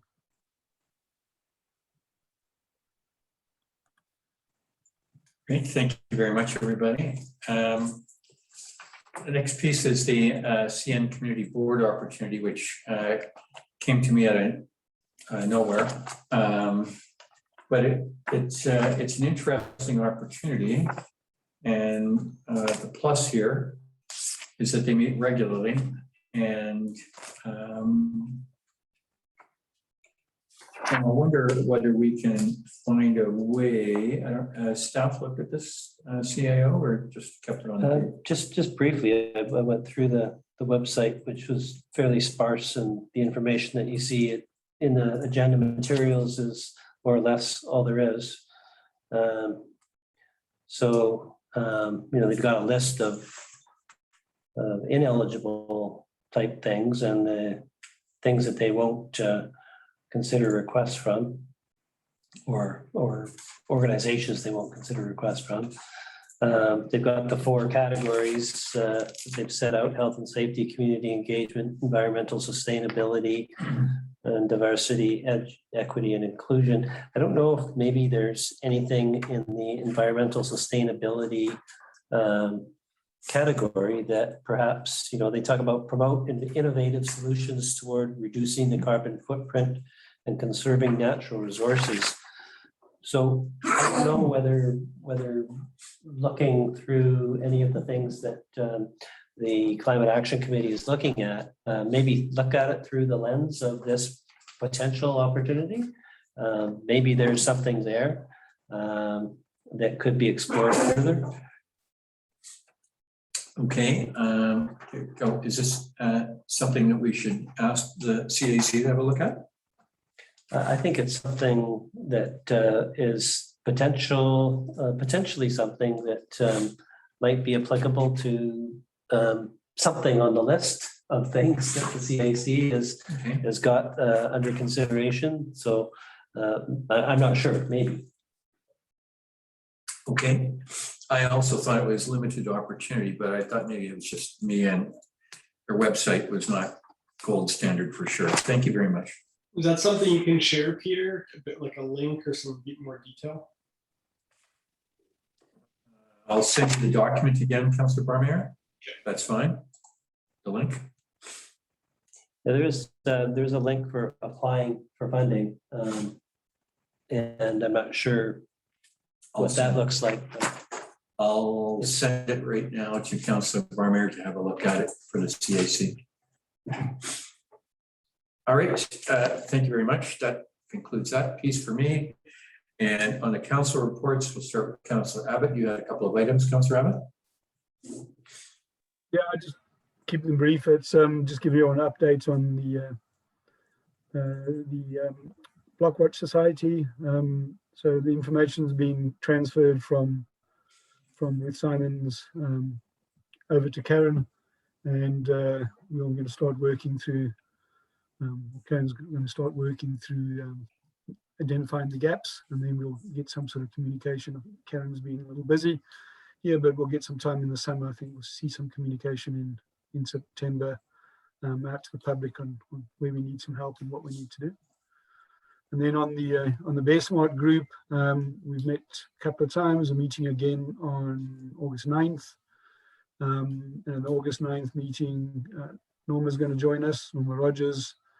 And out of that meeting, probably once again, when we come back in September, we'll have some more firm ideas of where we want to take this, and we'll bring those to council. Whether that's, updating the plan, relooking bylaws, if that's where we're going, those kind of more firm kind of ideas. Thank you very much. And good work from all of us. Councillors, anything else that you'd like to address to the community?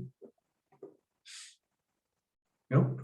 Okay, next item is 10D, which is the Trees, Views and Landscape Committee recommendation to council on tree application number 111, which is 325 Kelvin Grove Way. And the recommendation is that the Trees, Views and Landscapes Committee recommends to council that council approves tree cut permit application number 111, subject to the following. I will read them. It's A through F, which is all of our standard requirements from them. I'll put forward that motion. Can I have a seconder, please? There, Thank you. Seconded. We'll go to discussion. I think I attended both these roadside. Just to give you the first one.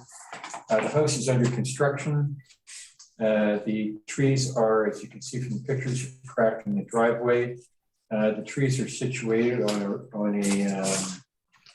a rock stack wall that was probably built many years ago. There's some view application to this, but it's primarily reduction of further driveway degradation. And there appears to be no opposition from neighbors or public works. Any questions? Yeah, I think the public works questioned whether the trees were damaging the driveway, and I went by there as well, and I'd agree with them.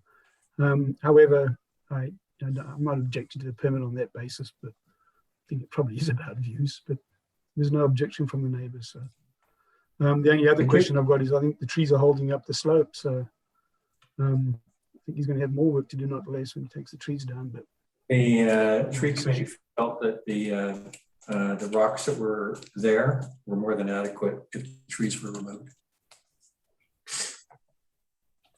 Well, it's really a public works question. Public Works said not an issue. Yeah, thank you. Okay, any other questions on this one? Okay, none. Call a motion. All those in favor, please confirm by saying yes. Ron, before you call the motion on both of them, I'd like to do a friendly amendment to, I've just lost it. Is it number D on the list? D, the one about birds? C. So you're going to add G? Hang on, I'm just going to go back to the agenda to find it. Sorry, guys.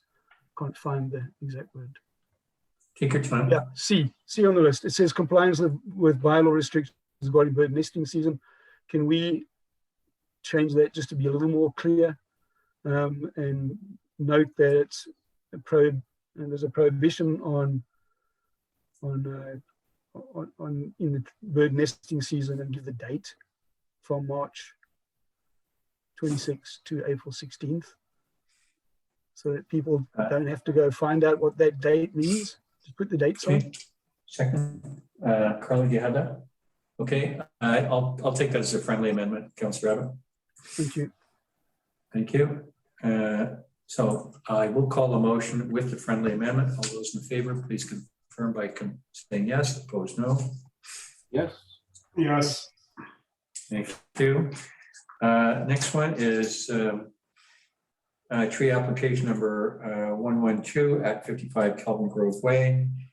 And that the Trees, Views and Landscape Committee recommends to council that council approves the tree cutting permit application number 111, subject to the following. Again, the same A to F. I would take the Councillor Abbott's former friendly amendment on section C and do the same here as well. I'll put forward that motion. Councillor Abbott, will you second it for me? Yes. Thank you. Any discussion? Having been on site, this is clearing out the scrub in preparation for what will be the building site for the property. One question, if I could. In the second one, it's down written down as tree application number 111. Don't you mean 112?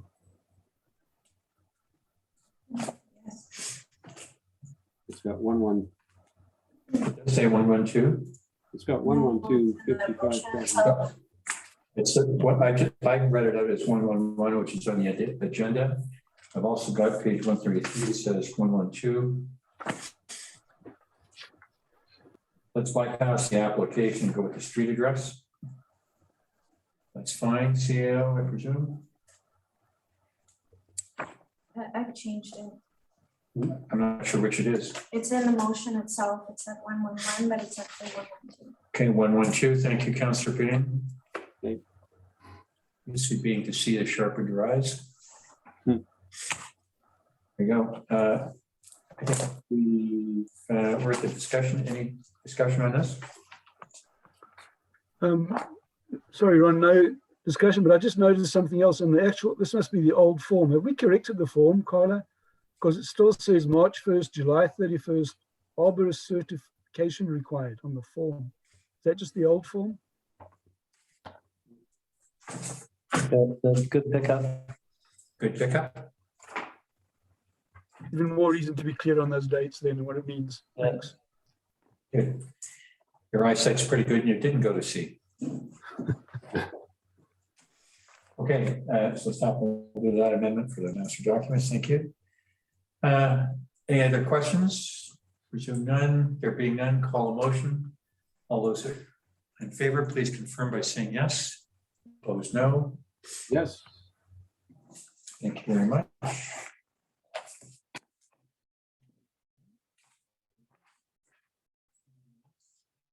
Yes, page 1. The next one is the 50th anniversary committee minutes, which are on page 1. Your package, and we're being asked to. Well, we're not being asked to here. Well, it's a technicality. Let's go for motion to receive them.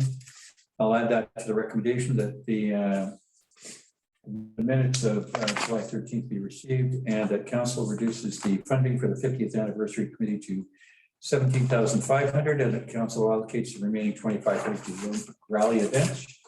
I'll put forward that motion. Can I have a seconder, please?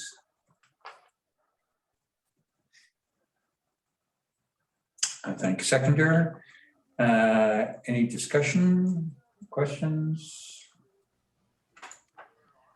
I guess really what was the passion behind the change? The invitation was extended from the 50th to Mrs. Rogers and to envelop this as part of the 50th. I'm wondering where things went sideways, I suppose.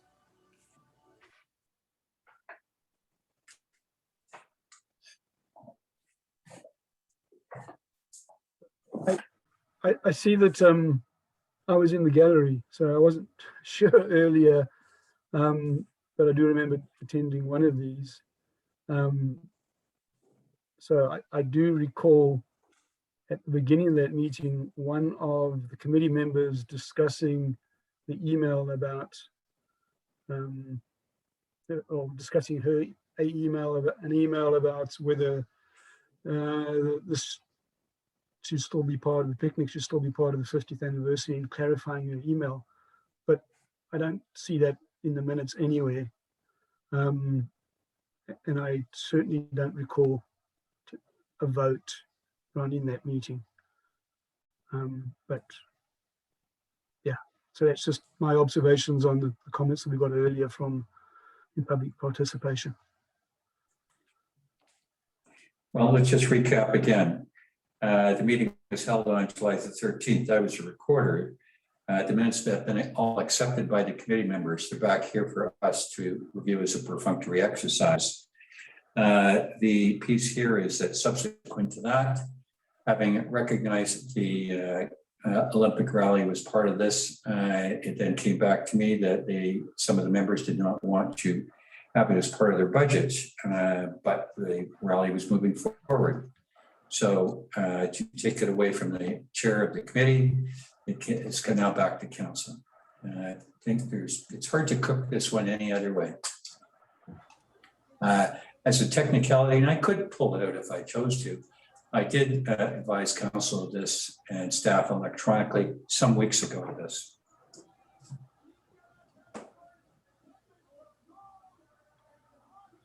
Advised that this may be pulled out of the 50th anniversary. Correct. I mean, to be frank, I don't see it neither here nor there. I thought it was a wonderful community gathering. We had a coloring station with banners that recognized the 50th. It was absolutely meant to be a community event. it happens that we have a current Olympian participating in the Olympics, and we had several former Olympians that spoke as they were raised in Lions Bay and talked about our community. So I guess for me, I'm having a hard time seeing why we need to divorce one from the other. It brought our community together for the first time in well over a year. And it seems like a perfect kickoff to many more 50th events that are going to happen in the future. So where the budget comes from, I'm not sure that this is really that relevant. Thank you very much, Councillor. Colleagues, any questions? I will call a motion in a minute. I think you've got the facts. There's not much more to it than that. Questions? I don't dispute anything Councillor Cunliffe said about a wonderful event, but I think we have to hold ourselves accountable. We didn't follow due diligence. It wasn't approved before it happened. It didn't come to the council meeting. The resident asked those questions at the beginning of the meeting. I think she was right. And now that I realize I was actually there, it's coming together for me. All right. I guess my only counter to that, Councillor Abbott, is that at the time we all attended an event that was under the guise of the 50th anniversary, and now there has been some feelings between the council member or the committee members that have happened post-event, which is really negates the event because the event has already occurred. So I'm not sure how we can remove something that we had already had in place after the fact. I have a hard time supporting doing that because the entire event was based upon the fact that it was an invitation from the 50th to put this event on, and therefore the event occurred. And now we're like 5-6 days out from the event. So this to me seems moot. Suggesting it's still part of the 50th anniversary committee? It was when it was the inception started independently. The invitation came from the 50th to join, and all of the legwork and the grease and the steam came from a subcommittee of the 50th, but it was all under the fact that we were celebrating a major event during our 50th. And I am just not sure why this has now become some area of contention at all. It just seems to me something that should be celebrated.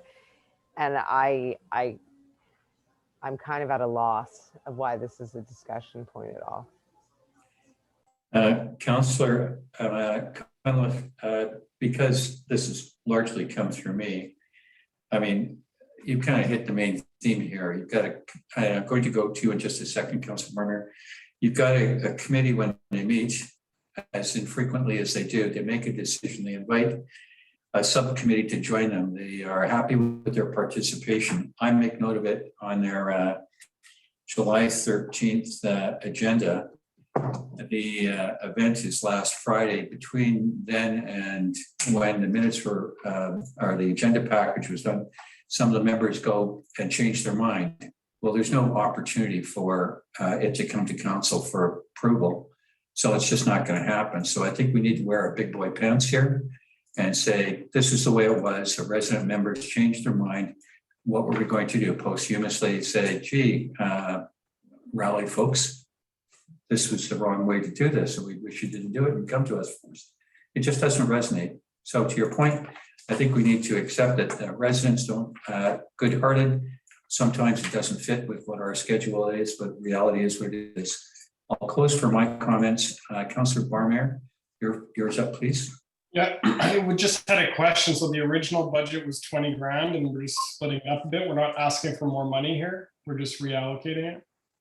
We're reallocating, and I can tell you that from what I do know of the 50th budget, they're going to go nowhere close to hitting their number. They're far under budget with no major expenses coming forward that I know of. Okay, thank you.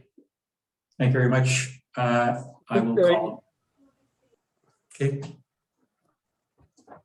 So Councillor Abbott. I just, This thanks should for be your good, time. Council. This should be really good, Councillor Abbott. Tell me where we're going wrong. Councillor Cullen is saying one thing, that it should be part of the 50th. You've got a resolution on the table to say that it's not part of the 50th. And then that decision happened after the event. No, it didn't. It happened before the event. It happened at the meeting. And then I'm reading the meeting minutes and it's not mentioned. So I don't even know when it happened. Clearly, we've spent unbudgeted money, unapproved money by council. That's what we've done. So what is the correct way forward? Or someone's out of pocket for $2,500. I don't know what that is. Where was this observation when I emailed this to you 2 weeks ago? Where was this observation when you emailed it to us 2 weeks ago? And I advised you at that time we were going to do exactly what we're going to do. I guess I expected that the committee made that decision. You got to scramble better than that, Councillor Abbott. I mean, the reality is here that Okay, so I'm not sure we need to remove this from the 50th budget at all. The 50th, they the opposite things invited, you're on. but they invited, yeah, I am, because I will state that I am a little bit caught off guard by all of this. I must have missed some emails. My, life is busy. I was heavily involved in actually getting the event going, which I'm highly supportive of because it was fantastic and I think it was great for the community. I'm not sure we need to remove this from the 50th budget. It was applied for through the 50th budget. It was paid for through the 50th budget. I'm not sure why after the fact now we even need to make this statement outside of in the future when we have a 60th. Do we want to look at something that is not directly involved in the 60th celebration of Lions Bay? Maybe that should be something the 50th committee could walk away with and look at and say, perhaps we shouldn't have invited this extra event because it wasn't relevant to the 50th anniversary of Lions Bay, but it was relevant to 2021 and the 2020 Olympics that they're celebrating now. I can't make that call. I just think that this is overcomplicating something that was already allocated. It was already approved, and not by us necessarily. It was approved by the 50th committee, and they were okay with allocating these funds at this time. And anyone can go and buy something that they don't like, and then when they return it, find out they have a 25% penalty for returning it. I'm not sure how that works. I think this is too far gone to circle back. Thank you, Councillor Cullen, for. And if I can add to that, Ron, and we can't make council decisions through email. You know that, we all know that. So I don't think it happened.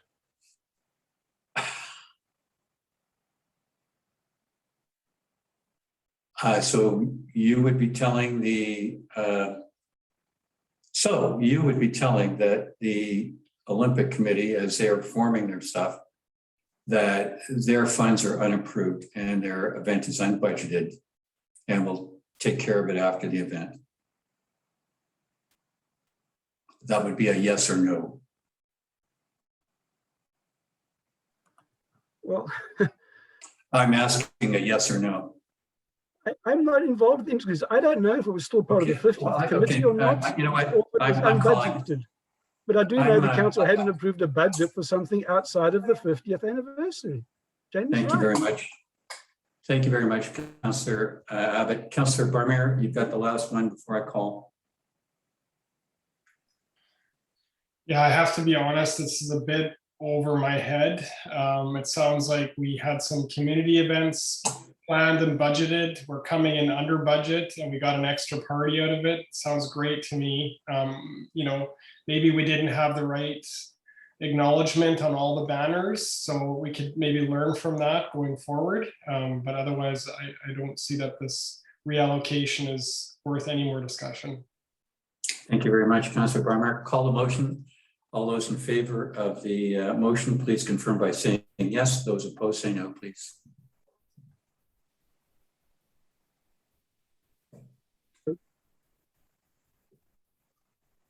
I just have to abstain at this point because I'm not sure really what the right call is. I thought that this was under the guise of the 50th. Now it is apparently not. So I'm still very supportive of the event. I thought it was a fabulous community. Thank you very much, I'm very supportive of the event. We all are. All right, councillors, I'm confused. I'm going to poll. Councillor Rabbit, are you a yes or no?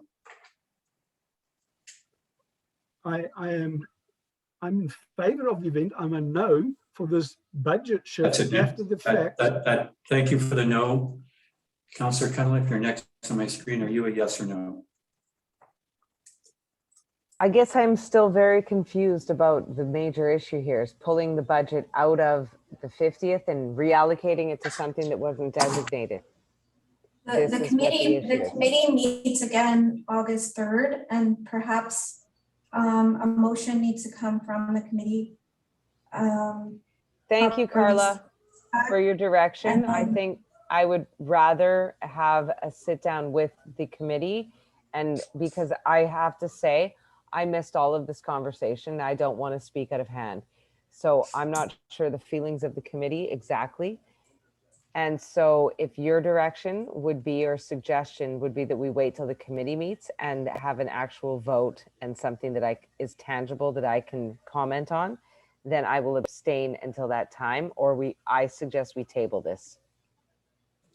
I would not table this. I think we've devoted enough horsepower to this. So I'll let you consider what you're doing. Councillor Barmeyer, I put forward the motion. There is a no, and your vote is yes or no, which? Yeah, I don't see an issue here. I just don't want anyone to be out of pocket. So if the Olympic rally event needs to get paid, I mean, why would we don't want to go back on something that's already done. That's a yes. Councillor Barmeyer, that's a yes. Yeah, I guess so. Thank you. Just for clarity, Councillor Bain, are you a yes or a no on the motion? I would be a yes in as much as it was a good thing that happened. There's a bit of a hiccup in procedure. It's unfortunate, but in the end result is Councillor Cunliffe has mentioned, it's a good community event. I don't advocate how it happened, but it's done, it's done. Let's not keep navel gazing on this one anymore. Thank you very much. Councillor Cunliffe, are you a yes or a no? After the clarity provided by Councillor Bain and Councillor Barmeyer, then I am a yes. Thank you very much. Carried. Emergency services, which is on page 155. And that's the CMP report. Please note it's for 2 months, not for one. And I'll put forward that as a motion to receive. Any questions? This would be the time. The CAO and I are on conference with the RCMP tomorrow.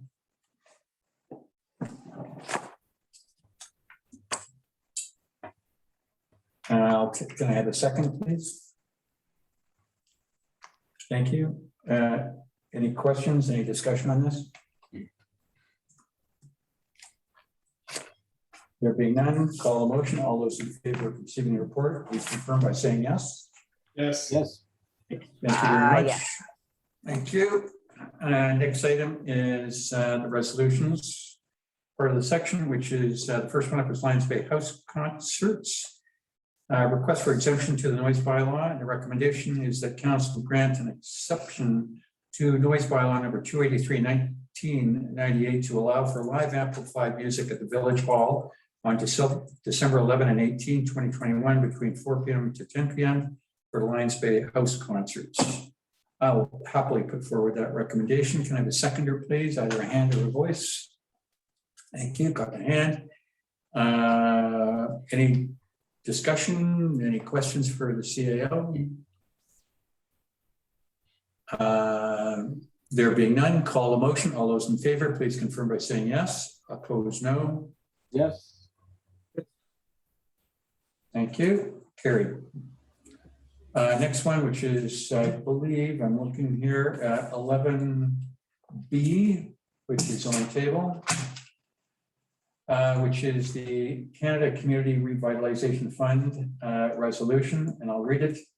That staff submitted an application for grant funding for Lions Bay Beach Park Public Washroom Replacement Project through the Canadian Community Revitalization Fund, and the council supports the Lions Bay Beach Park Public Washroom Replacement Project and commits the Village of Lions Bay share of the project of up to $125,000 to be funded from reserves. I'm going to put that forward, but I know there's going to be some discussion in a second. I'd like everybody to be a participant to that. Can I have a seconder, please? Thank you very much. If I may start on this one, thank you very much for the resolution, staff. It's what we had pulled out of correspondence at our last session. And I must say that I'm tired of losing grants, and I'm tired of waiting 20 months or 2 years for a response from the government. And while this may be a well-intentioned piece here, and it's something that I bought into wholeheartedly last time, I have strong second thoughts now for the reasons I said. We've lost a grant that we've applied twice on. We're second time on the beach park, and as the CAO points out, there's maybe a nibble that something's positive. As of when I spoke with the MP, the province is still with the decision on the beach park. I suspect, given that the quiet rumblings are that the feds are going to go to election September, most likely October. If they gain government, they're not going to sit until 2021. A whole raft of other things, another rollout, more time, more delays. I kind of see this as going another 2 years out the door. I'd much rather take our chances with the existing project that we've got. And if we don't win that by hopefully September, that we go to plan B and that we assemble our team and start moving to deliver these products and these services to our residents by next summer at what I hope would be a cost far less than what we hope. I'm sorry, I'm a big believer in grants. It's the way we can leverage our dollars, but quite frankly, I'm getting old and tired waiting for wins that we have. That's my comment, and I'll ask my colleagues to make theirs, whether they want to proceed or not. Perhaps staff could provide some background first. Please so. This is rolled out of the Western Economic Diversification Fund.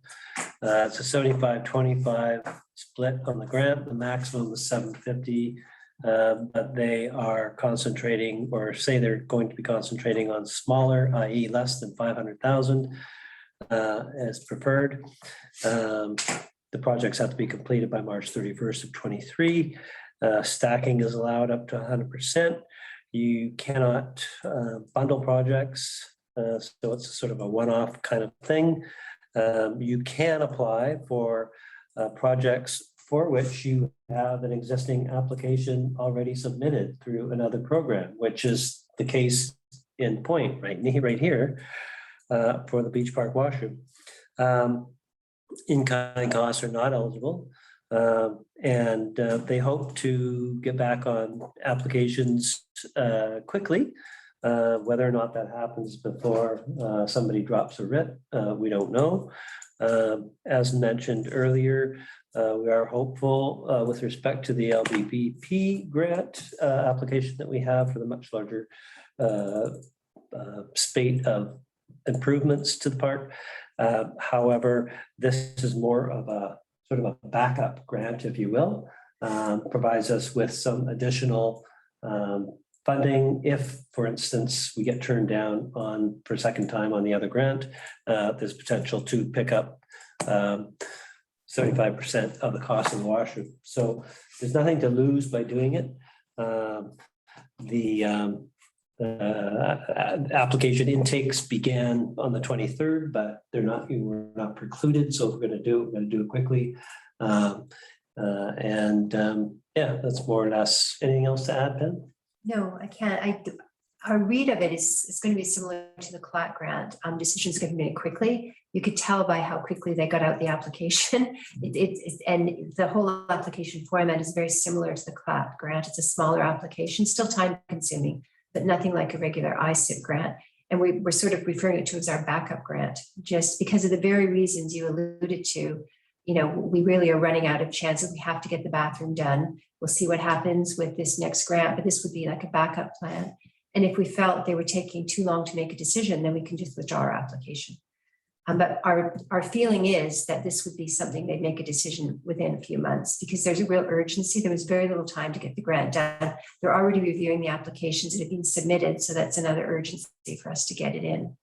So we kind of saw it as there's really anything to lose. I agree. I wouldn't be recommending we apply for another ISIP grant for this and go through the long process of waiting 2 years. This seems to be more like these COVID type grants that got out where they're trying to just churn them through really quickly. They did reference 4 to 6 weeks is what they're hoping to turn them around on. So even if we double that, CLAT was twice as long as they said. They had said 4 weeks and it ended up being better. Right. So 2 months takes us to the end of September. I'm sure I could be patient for 60 days. But I think after that, given that the first meeting is the first week of October, and the beach will close and we want to move on that. So I'll leave it. Colleagues want to weigh in here. I'm happy to wait the 60 or 80 days, but we've got a commitment to the community to get going on this one.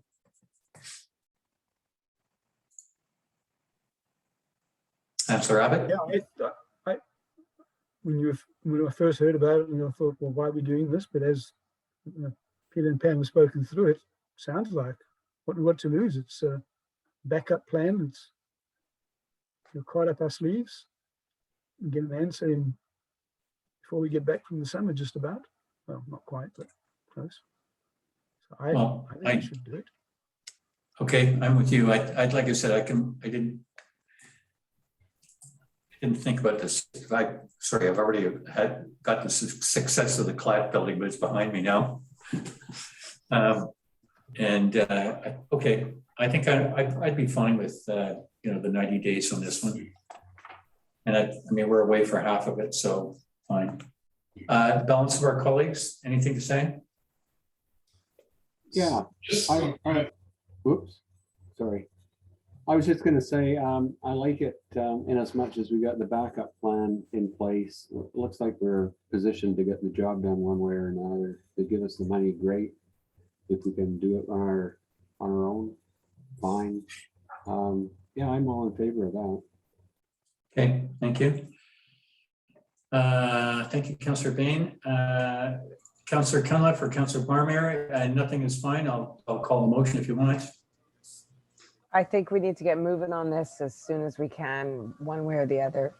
Pardon me, residents are getting antsy and, I can't say I'm not one of them, so. Okay. Councillor Barmere, last word or quiet? Yeah, no, I second the balance of council. Good, thank you very much. Call the motion. All those in favor, please confirm by saying yes. Opposed, no. Yes. All right. Yes. Okay, carried. Number 12, bylaws, Brunswick Beach Road Closure Bylaw number 604, 2021. That the road closure bylaw number 604, 2021 be adopted. That a certified copy of road closure bylaw number 604, 2021 as adopted be registered with the LTO to raise title to the subject lands in the name of the Village of Lions Bay and transfer to the purchasers in exchange for the balance of funds payable to complete the sale, that the mayor and corporate officer be authorized to execute the transfer to effect the sale, and that staff be authorized to sign and take all necessary steps to complete the transaction. I'll happily put that forward. Can I have a second, please? Thank you. I think we all know which property this is, so this is the last one. We're going to close the deal. Any discussion before I go and call? Nope, there being none, call the motion. All those in favor, please confirm by saying yes. Those opposed, no. Yes. I need one more. Councillor Abbott, are you a yes? I did say yes. Yes. Oh, thank you. Good, we're good. Thank you. We're done. It's confirmed. Done. Last one, and I can't believe I did this, but I am going to do it. Councillor Barmeyer's last day on correspondence is today, but I generously offered to take it over from him. And I'm going to hope that this is the benchmark of it going forward. We're going to do this on the general correspondence, and we're going to do it in a different way. We're going to do consent agreement, that all this information is received. I will call the consent agreement that all is received. If you'd like to pull something out for discussion, please do so now. I have 2 items. Does anybody else? Hang on, you caught me out here. I think I do have one. Just give me a sec. Yep. I will go first, Neville. I got the G5 Ecom is one that I will pull out. And the other one is G15, the House on Biosphere Initiative.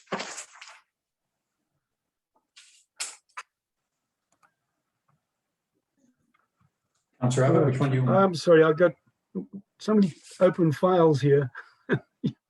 Guys got me all bunged up with files. I closed the wrong file. 1 second. I'm right here now. I'm reopening it. Okay, while you're getting it, hang on. I need a motion to extend the meeting for another hour. Incredibly, I will put that forward. Can I have a hand? Thank you. All those in favor, confirm. Thank you. Councillor Abbott, which one? No, we can. They're fine. I've got some comments on G1 and G6, but we don't need to pull them out. Okay, thank you very much. My 2 are just to confirm, the 15 items that are not being pulled out are received for information. The 2 that are pulled out, again, as I mentioned, is G5 Econ, and this is the now it seems like I see a whole bunch of econ stuff here. And Carla, can you help me with this? I thought we had the mayors, me and the other 3 North Shore mayors, had confirmed that Mr. Walton was our guy. Am I missing this, or do I have to? That was last year already, so I guess they do it annually. Okay. And you just need to vote again. Can I get you to send me something so that I can send it, so we can send it to these people confirming Walton? Yeah, the resolution is in there, so Okay. you just have to make the resolution that All right, so that's my call. that council supports the nomination of Richard Walton. All right, so on that, I will respond to the yes on that. Mr. Walton, ex-mayor, North Vancouver District, longtime a savvy person. He's been on the Econ board for a long time. None of the other mayors would like to appear on the Econ board. And his taking our place is certainly welcome. I put forward that motion. Can I have a second, please? Thank you. Any discussion on this? I'm going to call the motion. All those in favor of Mr. Walton representing Lions Bay at Econ, please confirm by saying yes, opposed no. Yes. Yes. Yes. Thank you. Carla, can I get you to do the paperwork for me so I don't lose track of it? Thank you very much. Next one I pulled out was G15. It's called the House on Biosphere Initiative, but in fact, I believe it's an invitation from Mayor Andrew Dolan to go to the House on Community Forum on Friday, October 22nd.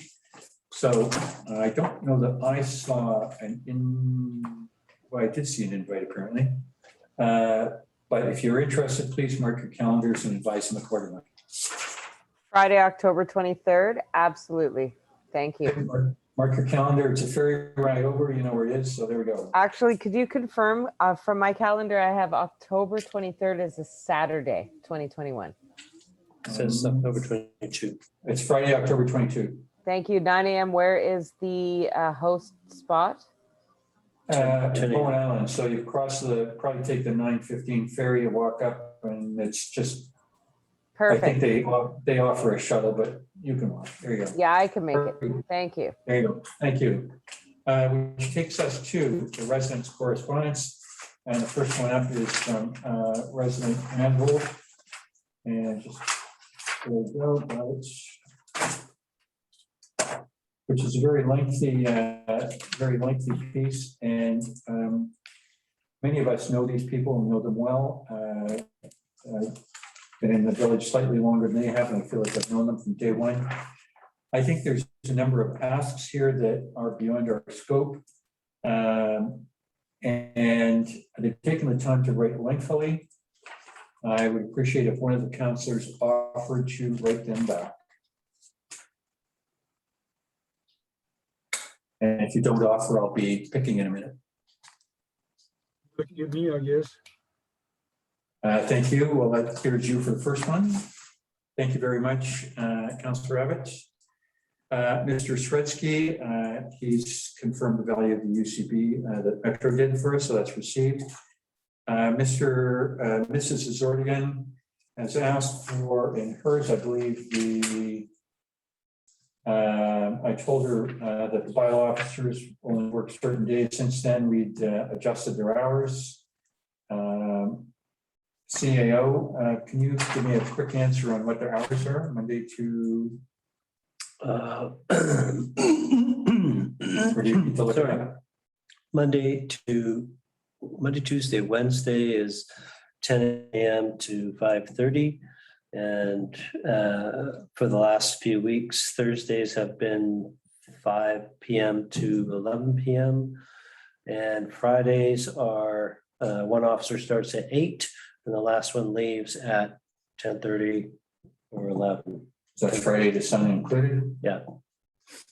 What was the Thursday again? Every second Friday? Thursday has been every Thursday has been sort of concentrating on garbage put outs and doing warnings and tickets. So good. I will respond to that. Thank you.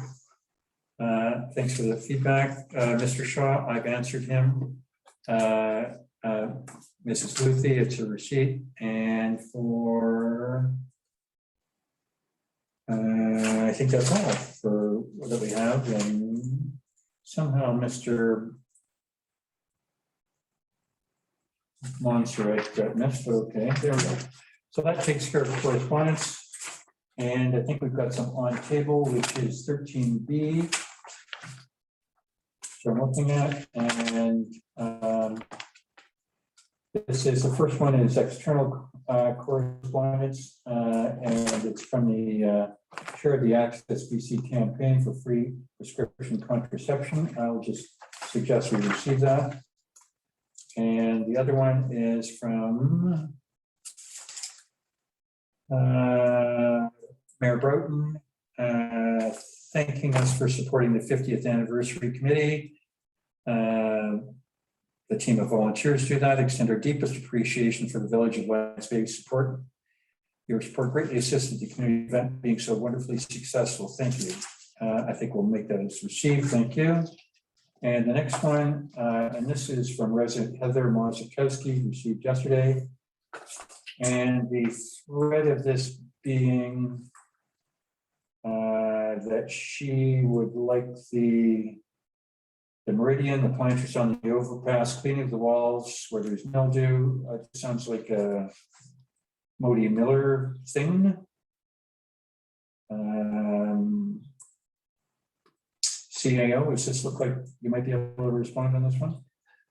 Yeah, I think if you don't mind, I'll wait till the Public Works Manager is back to find out when he last spoke with them about these kinds of issues. Thank you very much. And that concludes our correspondence. Thank you. Which brings us to any new business of which there is none. Public questions and comments, even though it's a late hour. I see there's some of the gallery still on. We've got time for you. So if you're on the gallery and you've got something you want to say, please unmute and come live.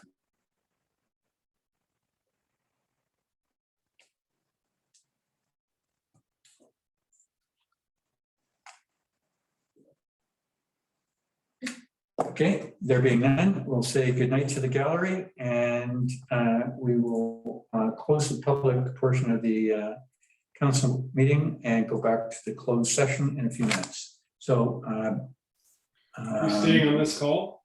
Yes. just, yes, council and staff stay on the call. Okay.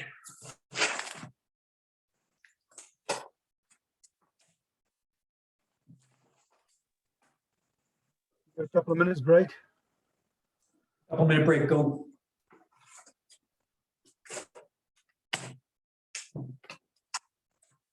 We can get the screen back up on the front. Yeah, Yeah, I didn't want to accidentally cut it off. Please or- don't touch every line. It's very disconcerting when you can't see.